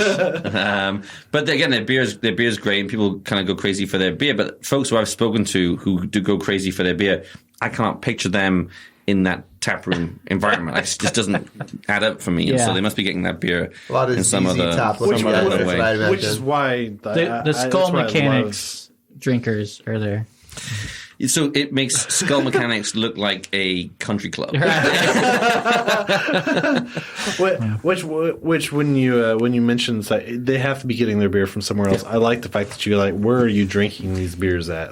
From the consumer side. Yeah, that's important. But I think one of the things that we've seen from if you map a lot, especially a lot of the maybe the limited release stuff, and this is really interesting, I think, is that trade market and how that trade market affects. Ultimately, if you're trading for something, generally you're overpaying for it, right? You're paying the person that you're trading with, and so therefore you're not paying the brewery directly. And so I don't think there's enough of a conversation there as well as how many times has this bottle of Jester King changed hands before the person opens it and drinks it? Well, it's a 14 spawn. It's been. And so, I think that is definitely a lot of the Houston, the Dallas, Fort Worth, and San Antonio markets that it's an even bigger factor because there are more breweries there that are doing more of those, I guess, like trendier styles or hazy IPAs and stouts in particular. It's amazing how the variants really start playing into like the creativity but also it starts affecting like that excitement for the next year. Like, what are they going to do next year? Lone Pint, which we're about to drink right now. And speaking of Houston breweries, though, they're outside of Houston in Magnolia, but yeah. Another one of those kind of has a big jump, but when you start getting past like the 25 mark, I feel like there's a little bit more of a diversity like all over the place. There is. If the difference between, two of the breweries in the top 10 could have been hundreds of votes, whereas, down there it can be Clint's gonna love 2. Well, not 2, but because it could be, 10, 15. And Lone Pint's an interesting one because people know them, primarily outside of Magnolia for one beer, right? And so when people answered the survey, we had to go up and clean up the data afterwards. And a lot of people, as many people, called Lone Pint Yellow Rose than called it by the brewery name. Yeah, we had to clean that data up and map it back to its original. If you look at the bottle, their name is really little on the overall bottle. Brewery experience, 64. Producing best beer, 31. Excitement for the next 12 months, 88th. Wow. And contribution, 63rd. Well, and I would say, if I had to guess and look at the data, I would say, well, chances are people who are voting for them for best beer perhaps are in that lower, they've only visited 0 to 20, let's say, breweries. They know Yellow Rose, and so that goes right on their list straight away. I have 4 or 5 friends, if you ask them what's your favorite IPA, they would name Yellow Rose as right away. Because it's something they've been drinking for a long time, and it's established. Because they have no heart. Yeah. But then when it comes to excited for the next 12 months, those folks haven't seen, they know Yellow Rose is going to be the next 12 months. Yeah. They don't know anything else that those guys do, and therefore they don't go on the list. And so... So what we're drinking here is the Deadhead Ed. Which is a chili porter. I was going to say, I'm getting some spice. Yeah. So I was like, what am I drinking? You're getting less spice than Clint is, I'm sure. Oh, absolutely. Can't handle it. But I feel it more than I taste it. What was the beer... What was my crowler again? Oh, the Cascable. From 512. Cascable is the chili. Yeah. If anybody didn't know that. I didn't know that when I ordered it from the Growler Bar and got a crowler of it. Which, if you had gone to the source to get it, 512, they might have told you. I was you can't handle this, man. What is this? What is Cascable? And we look it up, and it's like, oh, it's a chili. Yeah. That explains what I'm tasting now. Once again, I love stouts. Oh, sparkly. Sparkly? I don't know. It's spicy. It's not a stout. It's a porter. Yeah. Little stabbies in your I'm sorry throat. you didn't get a chance to read the can before you spoke. My bad. But again, Lone Pint known for their IPA, Gentleman's Relish, right? And so they're known for the IPA in the overall volume of consumer survey respondents. If I had to go back and look at the data, I would say again, very few people are mentioning them for their quarters, right? Yeah. So I think in the Austin market, I've known of 2 beers for a while. We recently got another IPA that we got Neighbor of the Beast. Neighbor of the Beast. That has recently come in, but I've not seen anything. I haven't seen this one. I've seen Yellow Rose, Gentleman's Relish, and then Neighbor of the Beast are the 3 that I've seen in Austin at all. So, but this is nice. It's drinkable. It's spicy. I mean, it's not like I just want one of those. Like it would be one of those things like seasonal or something like that. It's good to share between 2 or 3. I couldn't drink. It's not that I find it interesting that they do 500 milliliter bottles. Like that's something that nobody else is doing. Half-liter bottles is what they're doing, which is Collective did that. But then they closed. Maybe you shouldn't do. But they do 4-packs. I don't think Collective did 4. It's not that it's hot. Right. But I think it needs immediately start drinking. I was like, I need some water. I was thinking that as well. My problem is I need some more liquid, and I drink more of it, and this compounds that. Well, see, I think this would pair well with some chicken tacos or something like this. Yeah. You don't think of that with a stout so much, but until the spice really adds a little bit more. It's not too heavy. It would be pretty good with it. So let me ask you guys. From my standpoint, questions for us now. Yeah, that doesn't ever happen. What do you think about the concept of this idea of advanced metrics on breweries and analyzing breweries, ranking breweries? I'll give it a 1. I give it a 1. Give it a 1. Yeah, definitely. I like it too. No, it's great to see what everybody's thinking or what the broad spectrum of human thought. I don't know, but yeah. Clint and I are numbers guys. We'll be the first day. We're very much numbers guys. But sure. I like looking at the data and just going, okay, this is cool. I can form my own. I mean, numbers will tell you whatever you want them to say. You can kind of lean them one way or another. But it's all like, okay, well, I'm not surprised by this, or hey, I'm surprised by this. Maybe I should look into this a little bit more. But yeah, and that was honestly the key thing is if one person would look at it and say, oh, there's a brewery there that I hadn't heard of those before. Let me look them up, or let me go try it out for the first time. And that was really where the whole thing, I'd say, kind of started was that idea that I think if we collected all this data, they would maybe open up something new for you if you're looking for a specific type of beer or type of experience. And so when it starts getting like really specific about like, oh, this guy's doing the best porter, it's very interesting how you can go. It's like, I want to try that. Like, I had that. I thought it was shit. Or, hey, I thought that definitely deserved number one. Yeah. Well, and why do so many people like this? Long term, it'll be really interesting to see brewers who people say, oh, they make really good beer, but does their business last? Yeah. Oh, everybody may think they make really good beer, but for whatever reason, their facility wasn't nice enough. Their facility wasn't kid friendly, so that for the location that they set up in, they set up in like a suburban area. Said, fuck dogs. Right. Whatever. I don't want to drink there. Yeah. But when you start looking at stuff like that, it'll help breweries really understand, like, okay, if I'm setting up in like a suburban area, then I have to be accommodating for kids. Otherwise, I'm not going to last long. Right. Yeah. It really helps them plan their business a little bit better.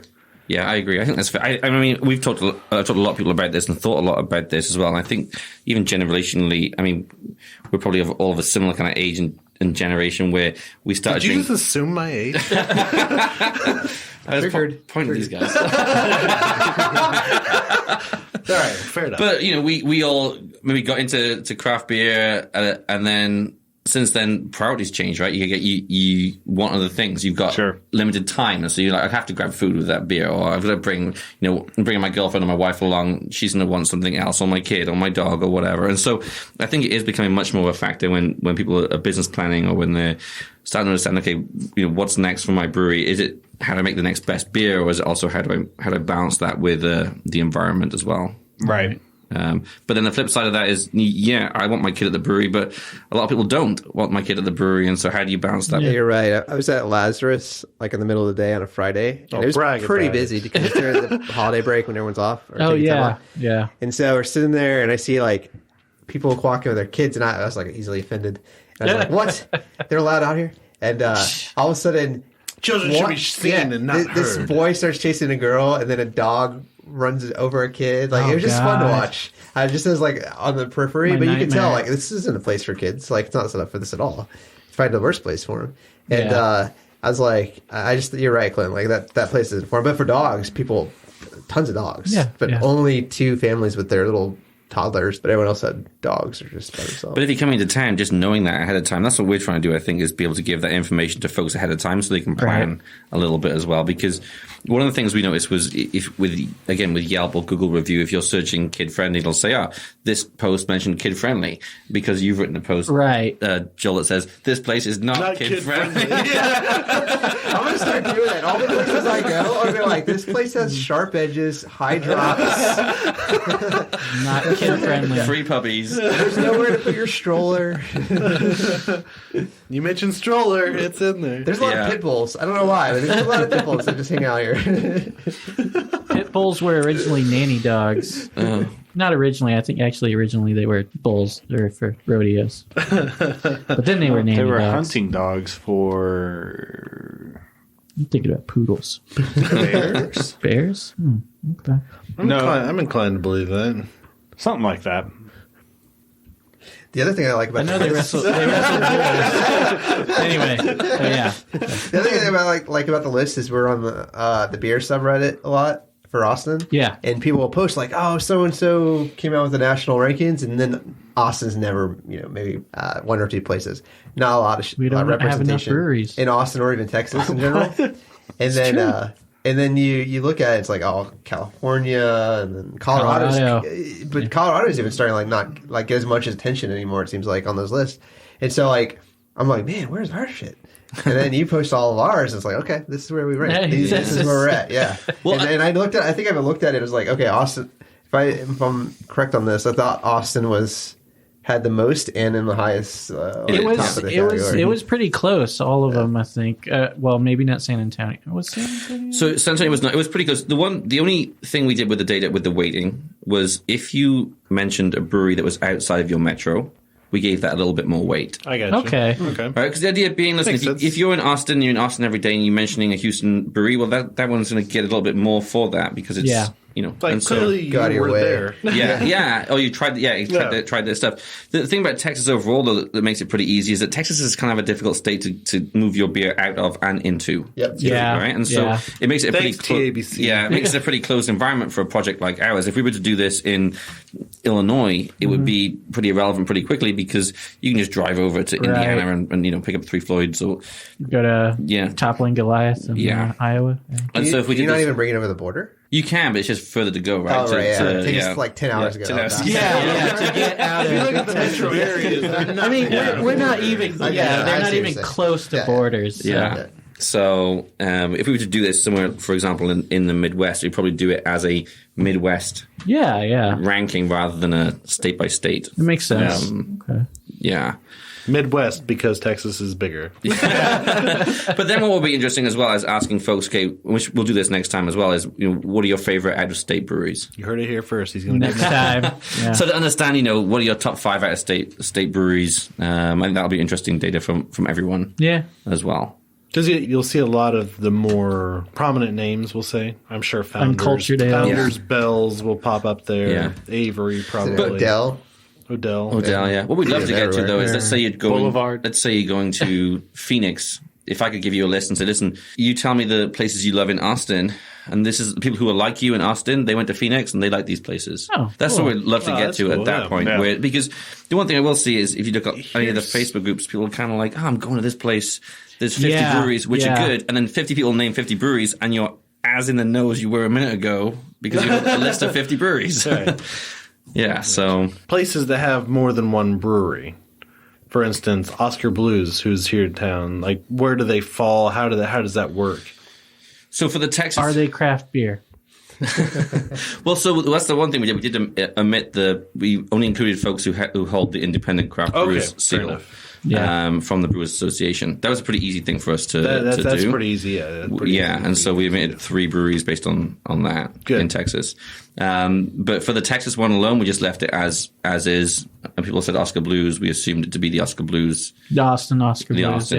Oscar Blues, yeah. I guess that is pretty... Down the road, if we in other parts of the country, maybe run into that. The other one we're going to have Urban South are moving in to Houston this year, or they just moved in from they're in New Orleans right now, and they were one of the 10 breweries that came out as most excited breweries for 2020. So one of the lists we produced, which was totally unofficial, we didn't even expect to get this data, was people wrote in names of breweries that hadn't even opened yet in the most excited for next year, which gave us this whole data set of breweries we didn't even know were opening. Jackpot! Yeah.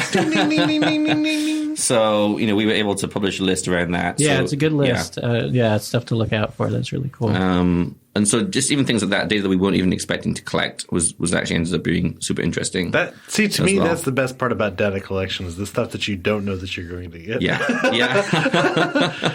That's it, exactly. And so we've now got our list of places we know are opening. And so we reached out to them and say, can we list you on this list? Yes, we're opening in maybe October of next year. Wow, great. Yeah, but enough people knew about you, or you've brewed beer already, and you've put it elsewhere that people know about you. Did you talk to Hop Squad at all? Yes. Yeah. They were very excited to be on the list. They were on that list as well. And there was 3 breweries in Austin. There was Hop Squad. There was... Where did they tell you they're going to open? That's my question.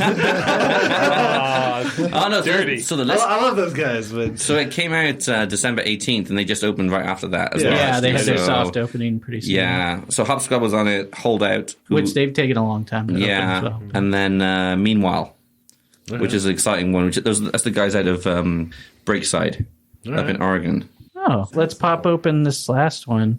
Blakkr? Imperial Black Ale from Real Ale. You can't say that. It's 2020. Yeah, I was... As soon as I said it. It's going to taste like lacquer. Lacquer? That's Black Lacquer. Quer. Blakkr. So Real Ale was an interesting one in the survey in that they had coverage, like responses from across the state. Yeah. Everyone mentioned Real Ale, from El Paso Fireman's to, Fork. to Galveston to They Corpus do. Christi to You get it. to up in almost Wichita everywhere. Falls. Everyone and everywhere mentioned Real Ale. Wichita Falls. Yeah. And in fact, I have to go look at this. They were not as heavily mentioned in Austin as you expect them to be. It was actually elsewhere. They're a little ways from Austin. Yeah. For sure, people just didn't call them Fireman's Fork. Yeah. That's like all anybody drinks from there. So it's funny. So in the beer, Swifty was mentioned more than Fireman's Wow. Fork. Yeah. In terms of best, but we only asked for, we asked for best beer. We didn't ask for what's the beer you drink the most often. Yeah. Which again, in hindsight, was something but again, we'd have to cut something out to do that because, Right. you know, There's always like you gotta we even shave lost it you off, guys in the survey. Right? If we're losing you guys, then, and so, If I had more time. yeah, best beer, or maybe it would have been what's always in your fridge. That was the other question we thought about. That's one of the questions that we I've already asked. signed up to get like updates and stuff. So I'm definitely you'll get me next year for sure. Yeah. What's in your fridge? Yeah, that's the question. We should get an ask a app lot. where you have to take a photo of your fridge and then it'll scan it. What's in my fridge is a bunch of hodgepodge of shit y'all left. Oat milk. It's like, oh, Cutter's not drinking any of his shit. All right, fair enough. We have some Real Ale in there. There's IPAs that I'm never going to touch. There's a lot of. There's a quad. There's a tripel. There's That quad is good forever, man. This is a good Imperial Super Black. taster over here. Like an opinionated super taster. Lager, right? I can say. Wait, what is what is this? I said your Imperial fridge. Black. I think this is the best Imperial Black I've ever had. Imperial Black what? Lager? Ale, black ale. If there's something I know about Clint, it's that he loves imperial ales. Yeah, always. This isn't that high in ABV though. I think it's like 8 or 9. It was 8, right? Yeah. 8.2.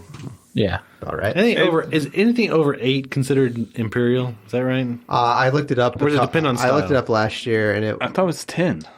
It there depends on was some style. range. Yeah, I think it was like 8 and 9 is usually the range for it. Yeah. That's what I read. Usually there's a cutoff kind of in there. I think it depends on style because I've seen some imperial IPAs that are 8-ish, 9-ish.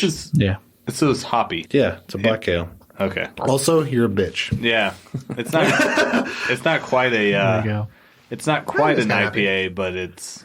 I guess It's more than a pale ale. can Like see it's that. hoppier than most pale ales. I guess it's a cascading ale. More than a pale? Definitely. 'Cause that's what, I can see that. Hop Squad has one on now, Cascades are but hops, right? Cascades are. What type of hop? But a cascade ale is not. Resiny. It's got that resin element to it.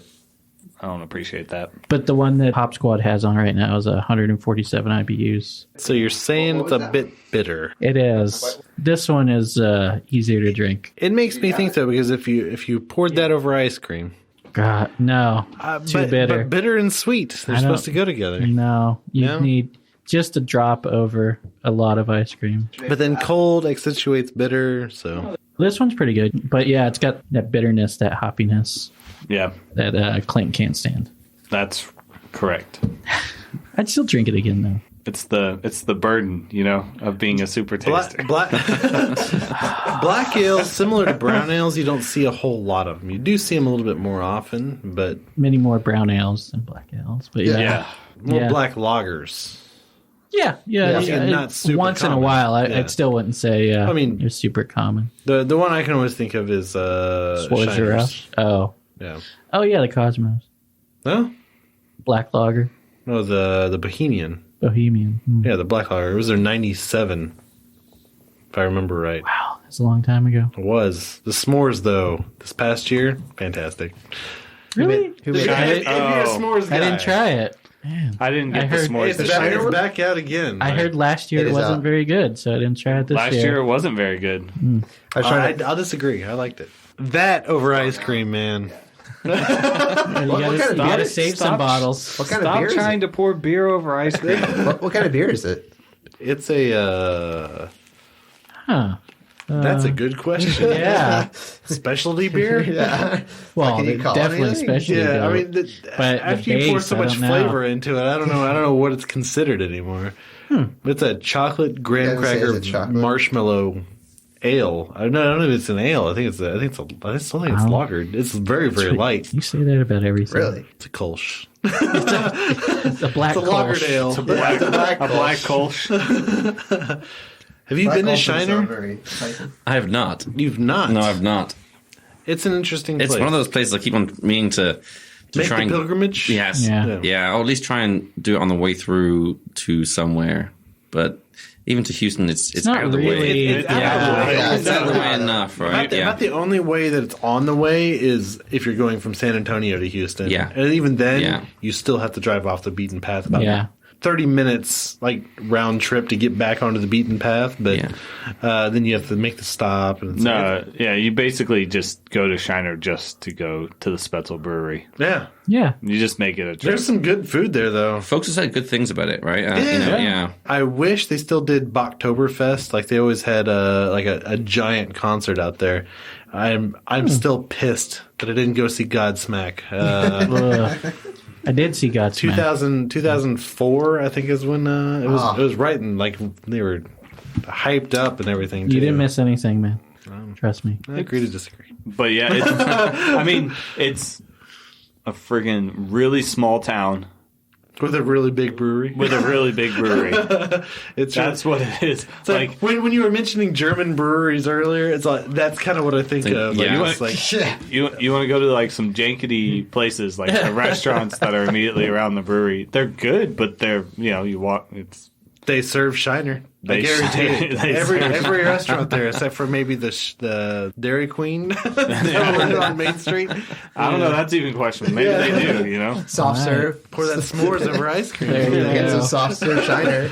Yeah, that's not real ale too. In Blake and Blanco. Yeah, they did a build out of their space, and it's incredible out there now.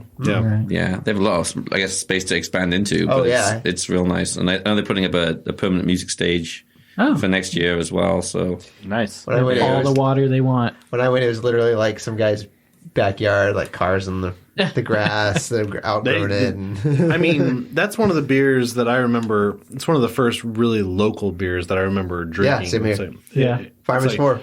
Fireman's Four. I remember seeing like they haven't changed their label too much. No, but it's still the bright red box. It's like, you can find it. It's like it's good. It'd been a really long time. It's good. I've never had a bad batch since I had one. And then I had one not too long ago, and it's just like, wow, this is really good. Yeah, it's really good. Yeah, it's hard to. I don't know why. I'm not a fan of Fireman's Four. You're not a huge fan of blondes. I think it has. Does it have a little roastiness to it? I don't know. I need to drink it again. I think that's the tap you're tasting. Yeah, I think. It's got that little bit of bite. Yeah. So it wouldn't surprise me if it had some Saz that you love so much. That grassy taste. I think it does have Saz in it. I honestly think it probably has some Saz in it. But I think I had a Convict Hill before I ever had Fireman's Four. Yeah. Really? Really? Just randomly.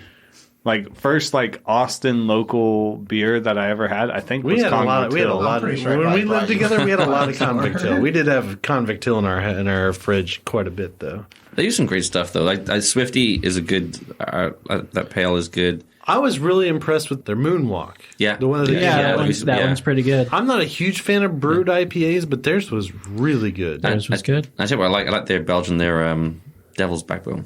We have a growler of that. Oh yeah. That was also another one that I had in my early 20s. That'll get you. Yeah, that'll get you. I had a lot of Devil's Backbone before I found out it was a triple. I didn't realize it was a triple either until we started doing this. Actually, until fairly recently, I was like, in the last 2 years, I've definitely realized. Would you say it's probably the easiest triple to drink, though? Oh, like some of those are rough. Yeah. Yes, it's definitely the easiest triple to drink, but I wouldn't say it's the most delicious triple to drink. Nah. There's a little bit more watery in my opinion than you would imagine a triple. Yeah, but that lends it to its drinkability. Yeah, agreed. Still flavorful and delicious. Kind of same with this. I don't know if you could probably have stronger, heavier black ales. My thing with real ale, this one is this is delicious, but it's like even their stouts, I don't feel like are stouty, punching above their weight class. Like, they're not like full bodied. Like at most they're like medium bodied, but it's like, like a brown, very flavorful beers, but they're just. It's I sometimes I want, like, when I'm drinking a stout, I want you that want a heavy full mouthfeel. I want it to go. I'm chewing my beer. Almost. Yeah. I guess that's not what they want. But they want it to be drinkable. If it's flavorful, like I don't know. That was 512. Never mind. I was about to talk about a 512 your beer. chili beer. You want to bring up your chili beer? I was going to talk about that. But that was actually like minus the fact that it had the chili in it. It was actually really good. I was going to ask about Real Ale. I said it was pretty forgettable. I feel like I've seen more stuff on shelf, but if I can remember correctly, the last few times I've ever seen them, it's Fireman's 4 and their mixed 6-pack. Which has the Devil's Backbone and some other stuff in there. But do they have 6-packs of anything else? Yeah, they do. Yeah. They got their Fireman's 4. They got their Fireman's 4 Light. They've got their Lost Gold IPA. They've got their Lost Gold. Pinsetter Kolsch. Pinsetter's a Kolsch. I have not had their Pinsetter Kolsch. Axis. Yeah, the Axis IPA. Also Swifty. They have a double Axis, right? Now? By itself? I don't know if I think that's still seasonal or special release. But yeah, they have a double Axis. 6-packs together. Moonwalk. Their variety is always fun because it's a seasonal variety, so they'll have. I think during the winter months they did their bomber, so they had their like commissar. They had their. I saw that you do a 6-pack of bombers. Yeah, but they did it in 12-ounce cans. Yeah, they're 12-ounce bottles. But it's like and the bomber releases. Yeah, so right. So I thought that was really cool. Yeah, they did the commissar, which is their Russian Imperial Stout. Yeah. And then they had. I love that. What's the quad? Black Quad. It's just called Black Quad. I think they had that one, and then they had one other one. I was like, I think it was a Camino. Camino? Yeah. It's like, or that's what they probably have in the green stores one, that right? sell The green everything. But it's purple. Purple. Yeah. Okay. Yeah, it is. It's like, but it's like the fact that they do that. It's like, but then they have an IPA one. I think it's usually. I want to say it's usually Axis. Yeah. And everything. But again, that's interesting. So. I wonder how far that distribution gets, though, for things like that, for the variety pack. Does that go Texas-wide? Is that why folks across Texas are saying great things about Real Ale, or is it because of those core beers, the Axis and the Fireman's 4 and the... It's always one of those things. For me personally, if the variety pack was distributed like elsewhere and I was further from the brewery, I would definitely pick up a variety pack from it. Yeah. Which is why I'm always curious about like Sam Adams. Like whenever their seasonal variety comes out, it's like it almost makes you want to like get people to list. Like they're like, oh yeah, I've been to that brewery. Each place. Like, what are your top 5 beers from that brewery or top 3 beers? Oh, top 4 beers because you can't fit 4 beers into a 6-pack. There you go. But something like that, just so that they have to say like, you'll find out real quick, like, oh, it's because Fireman's 4. Yeah. This brewery is getting highly rated because of Fireman's 4, not. That was actually when I first came across Tubbs. Tubbs did I think a 5-pack sleeve variety pack. And that was fantastic. I tried 5 of their beers, and that was 4 more than any other. And so, I really like that approach for out of market approach. Like if I was if I could get a 5-pack of any Houston brewery that wasn't one of the big distributors like St Arnold right now, I would sit there and I would drink all 5 and have a great time doing it. Yeah. But why do a 5-pack like that and not do just like a little box 6-pack? Yeah, 6-pack. I mean. Right, that was the presentation. Presentation. I get the presentation, but it's like if you're gonna do 5, you might as well do 6 and save a little bit of money because I feel like a 5-pack presentation would cost more money. Absolutely, Well, he's a big fan of the Human Centipede, and it was probably like that. Was it probably like that? It's only 3. When you say it's like cased, how it was, that's what I meant. Yeah, but I think you get a lot of people too that'd be just like, you know what? I don't like their beer. It sucks. I like their atmosphere. Their atmosphere is great. Yeah. You get a lot of people who are like, oh, yeah, that's right. The beer sucked. I wonder how much, for beers where you have to go to the brewery to get them too, I wonder how much atmosphere impacts like what you think of the beer. Because I'm sure there's an impact. Like you may really like the atmosphere of the place, and so then... Or you're having a good experience. You're having a good time there. That's always going to have some sort of effect. The beer... in your memory tastes better. It's funny you mentioned that because like on Untapped, like I've realized that I drank a beer at the brewery. Well, it also is probably a lot fresher at the brewery too. Yeah. I had the beer at the brewery, then I'll say, oh hey, I saw it out, so I grabbed it and took it home. It's like, it's not nearly the same. That's good. It's not nearly as good as I remember it being. No. Needs more dog. So you see just dogs because dog friendly. I will say right now, Yeah. it never needs more dogs. God, it's a really expensive beer. Well, I guess you can adopt dogs now. I guess it's not that expensive. So Almost personal. This is the 10th dog this week you bought. the last ones are stringy. One with big ropey muscles, nice haunches. Anyway, so what's the future for Hopalytics?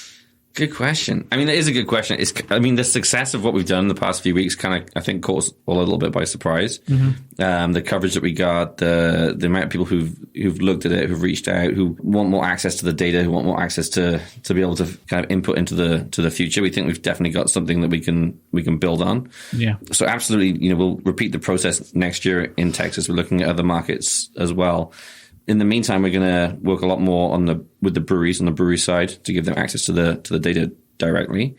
I think what we'd love to do down the road, and this is probably 12 months down the road when we collect enough data, is to be able to create that tool where consumers can go in and they can access the data themselves as well, in a way by saying, look, I'm about to go to Dallas for the first time, and this is what I like. An interactive map. Yeah, show me what other folks who like what I like have also liked. Have you thought about partnering with Google Maps? No, I don't know. Well, probably. Well, it's funny. So things like Google Maps actually make this kind of thing so easy now as well. They make so many ways in which you can access the interface, or they can interact with your data to be able to build those kind of maps. And there's data analysis programs like Tableau that just make it very, very easy to illustrate your data. But then off the back of that, not only you're going to Dallas and here's the 10 breweries that you should go to. The step beyond that would then be, well, is there a way in which those breweries can communicate with you and say, look, we know that you're coming to Dallas. Let me entice you, and here's a free beer that's available for, for the next week. Or just because the one thing we're hearing from these breweries more and more is we just want these folks to come through the door. Get in the door, yeah. Get in the door, and then either we got them or we haven't, but we know at least, right? We know that they're going to like us and not like us, and so how can you help us do that? And so that's one of the things that we're exploring right now as well. But for now, we're sitting on so much data that we want to try and use it constructively over the next few months. Right. Help the breweries, see if they can understand their individual landscapes a little bit better. And then that's one thing that I appreciate is that you're trying to help the breweries. Not Yeah. necessarily, I mean, it's like helping the breweries. The consumers. Eventually will help the consumers, but helping the breweries, because we've talked about a few of them that are like on this episode that are no longer available because of one reason or another. Yeah.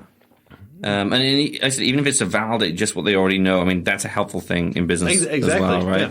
But if it could point out, look, here's one or two areas that you think you're doing great in, but for whatever reason, you're not being mentioned, or you may think that your audience is coming from this part of town and actually it's coming from this whole other part of town instead. That could change things up as well.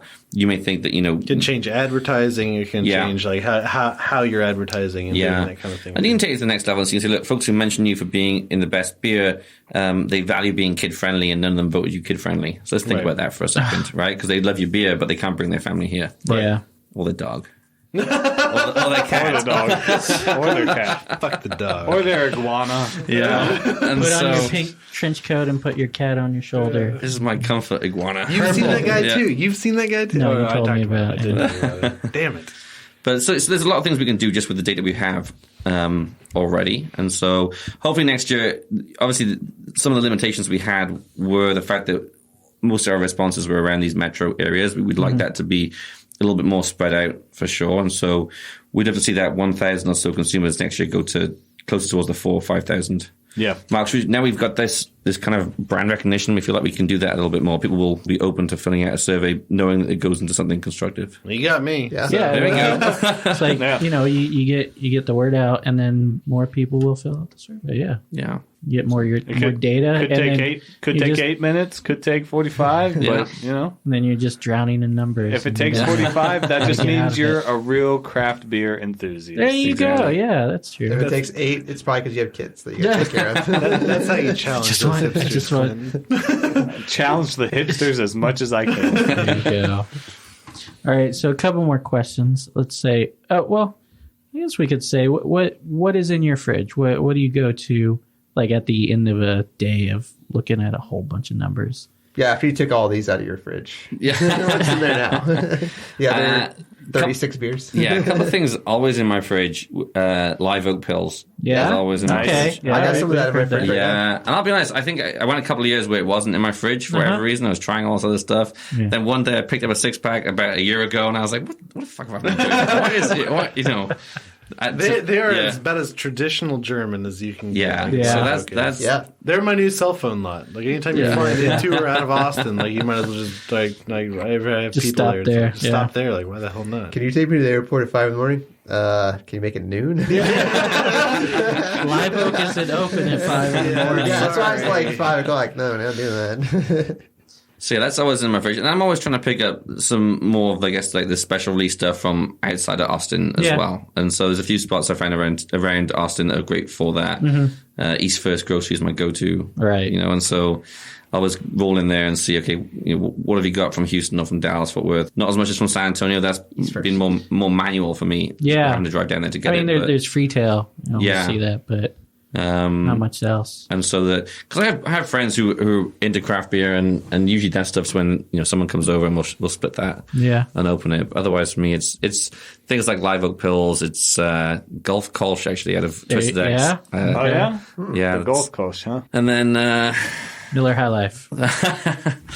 And then what else is in my fridge? That's a hard no. I guess so. No Miller High Life. I'm trying to think what's even in there right now. Swifty is the one. If I'm going in that kind of pale ale direction, they'll be in there as well. The thing I like about Swifty is completely different art style on their cans from all of their other beers. Yeah, it's like you wouldn't notice that it's from them. It's like, what? Is there a baby blue can with a tan label that says Swifty and like rope letters or something like that? Oh yeah, that's appealing to the hipsters. That's what that is. Ranch water. All right. Okay, and it's your last day, and you have one beer to go out on. What's it going to be? Like I'm dying? Yes. Death beer. Death beer. Yes, death beer. You know, I was thinking about the other night. What if that is how you die? Just drinking beer and doing something stupid? Like, this is the beer I'm drinking when I die. You fall into a fermenter. If that's the situation, it's probably like Miller High Life or Lone Star or Keystone, something cheap that you drink a lot of. If you're really old, it'd be a shower beer. So my father-in-law, he brewed his own barley wine back in the late 90s, early 2000s. And he recarbonates that now, and it is phenomenal. Really? It is phenomenal. And I brought it to folks who... Recarbonated, aged barley wine. And it is, and I brought it along to beer shares, and people are kind of like, what the hell is this? This is amazing. It's real good. And so that would probably be my... Yeah, one of a kind. No one else can have it. There we go. Nah, that's a solid way. That's a solid way to go. Yeah, I'd say it. Yeah, that's a good way. He still has cases of it as well, and he just brings it out at Christmas time. And well, that stuff will keep forever. Yeah. So, and if you're in an urn, you just pour that shit in. Yeah. To the top, sir. Clint, did you want to ask next question? Did you want to so you can phrase it the way you want? Yeah, I need to phrase it. Okay, should I be worried? No. I mean, it's just the most important question that we ask here on the podcast. That's all. The Fifth Element. The movie. Not the brewery that's opening soon. Yes. Oh, yeah. Not the brewery. Sorry. Sorry to those guys. Bruce Willis. Is that a good movie or a bad movie that's fun to watch? I'm going to go with the latter. Yes. It's a bad movie that's fun to watch. And I'm a Bruce fan. I am too. I am. But I feel like that came after Die Hard and after Pulp Fiction. Yeah. And I feel like I preferred him in those. I preferred his earlier stuff. Yeah. And Ocean's 12. I mean, you know, you're entitled to your wrong opinion. The data shows. Well, there is survey some folks. The data shows data. the perverse. There is. I have data that supports my position. This is not the first time we've asked. Closer to my opinion. I think you're still down like 10 votes or something like that. True. I'm still way down, but I still love it. At least there's still only one person so far that said that it's just straight up bad movie. Matt. What's the female actress in that? Mila Jovovich. Yeah. She never ages. Mm-hmm. Get up close and tell me. Love to. All right. All right. Thanks, everybody, for joining us. We had a great time drinking mini beers. Mini or mini?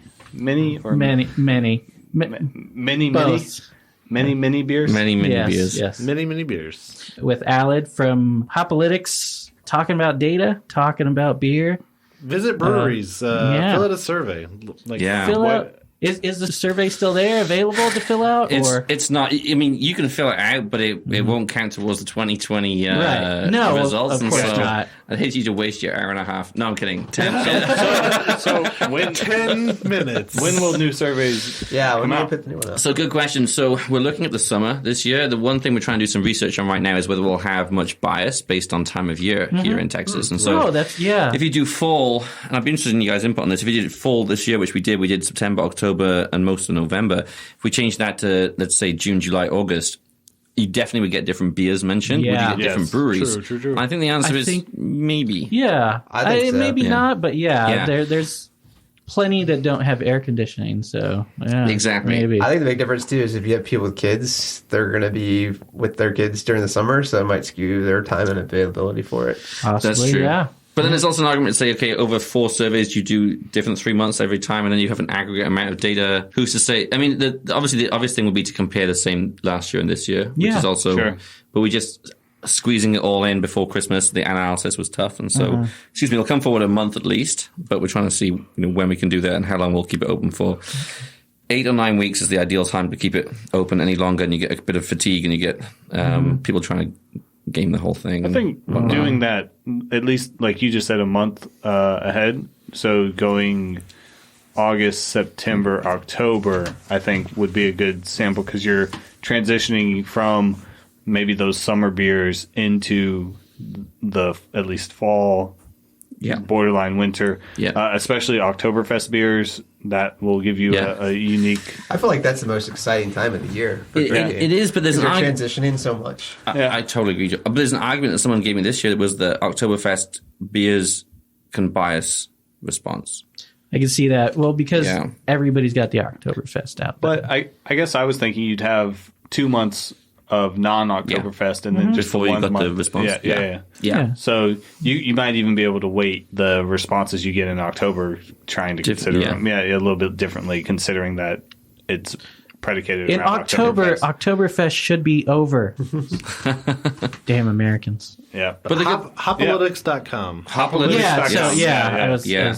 So Hopalytics.com is where you can see all the data. You can download the full report there for free. It's a 40-page report. It's long. It's for the extra beer nerds. But you can get the majority of the rankings content on the website as well. It's, it's very easily accessible. It's sortable too, which is what I was download kind of doing right there. It explains what you're about and what the survey's about and everything. Yeah. Fantastic. And your goal, what you're hoping to do with it. If you're a beer guy and a numbers guy, like all of this makes sense.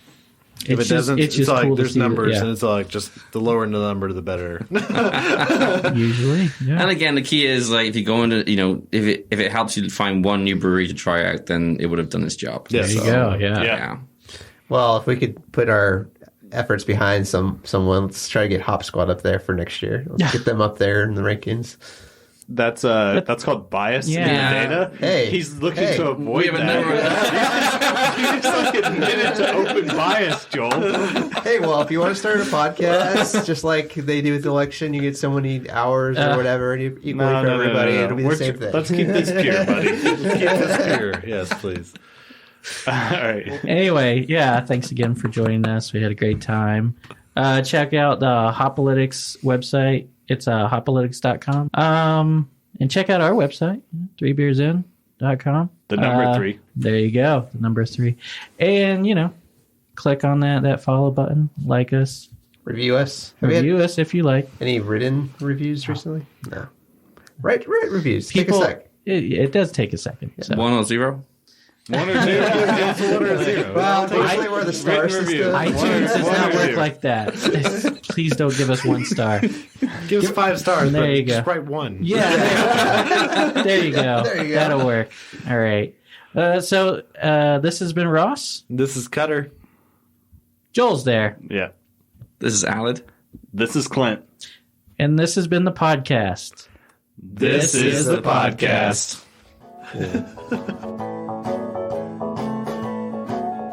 Thanks for sticking around. You can subscribe to us on iTunes, Stitcher, Google Play, TuneIn, iHeartRadio, Spotify, BigHeadsMedia.com, or anywhere there are podcasts. If you like what you heard, rate and review us on iTunes. Check out our Patreon. Find it at patreon.com/3beersinpodcast. Check out all of our awards. You can give as little as $1 a month to help us keep doing what we're doing. It really helps out, and we'll give you a thank you on the show. Or for a little more, you can remain anonymous. Like us on Facebook. Follow us on Instagram and Twitter at 3beersinpodcast. Check out our website, 3beersinpodcast.com. You can find information about us in the show along with the links to all of our episodes and our really cool merchandise. While you're on our site, you can tell us what you like, what you don't like. If you don't like us, then why the hell are you still here? You should have turned us off long ago. But if you're just going to listen to us anyway, you should probably subscribe too. And if you'd like a transcript of our podcast, write down everything that we just said. Lick it like a margarita.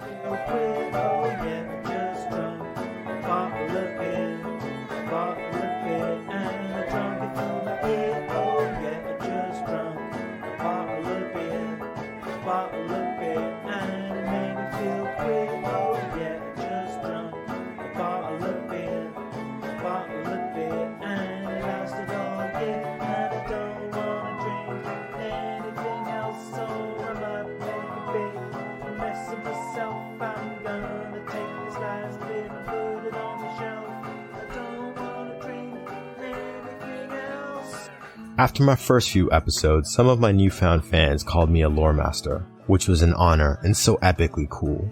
But the thing is, I desire to be known as the lore master.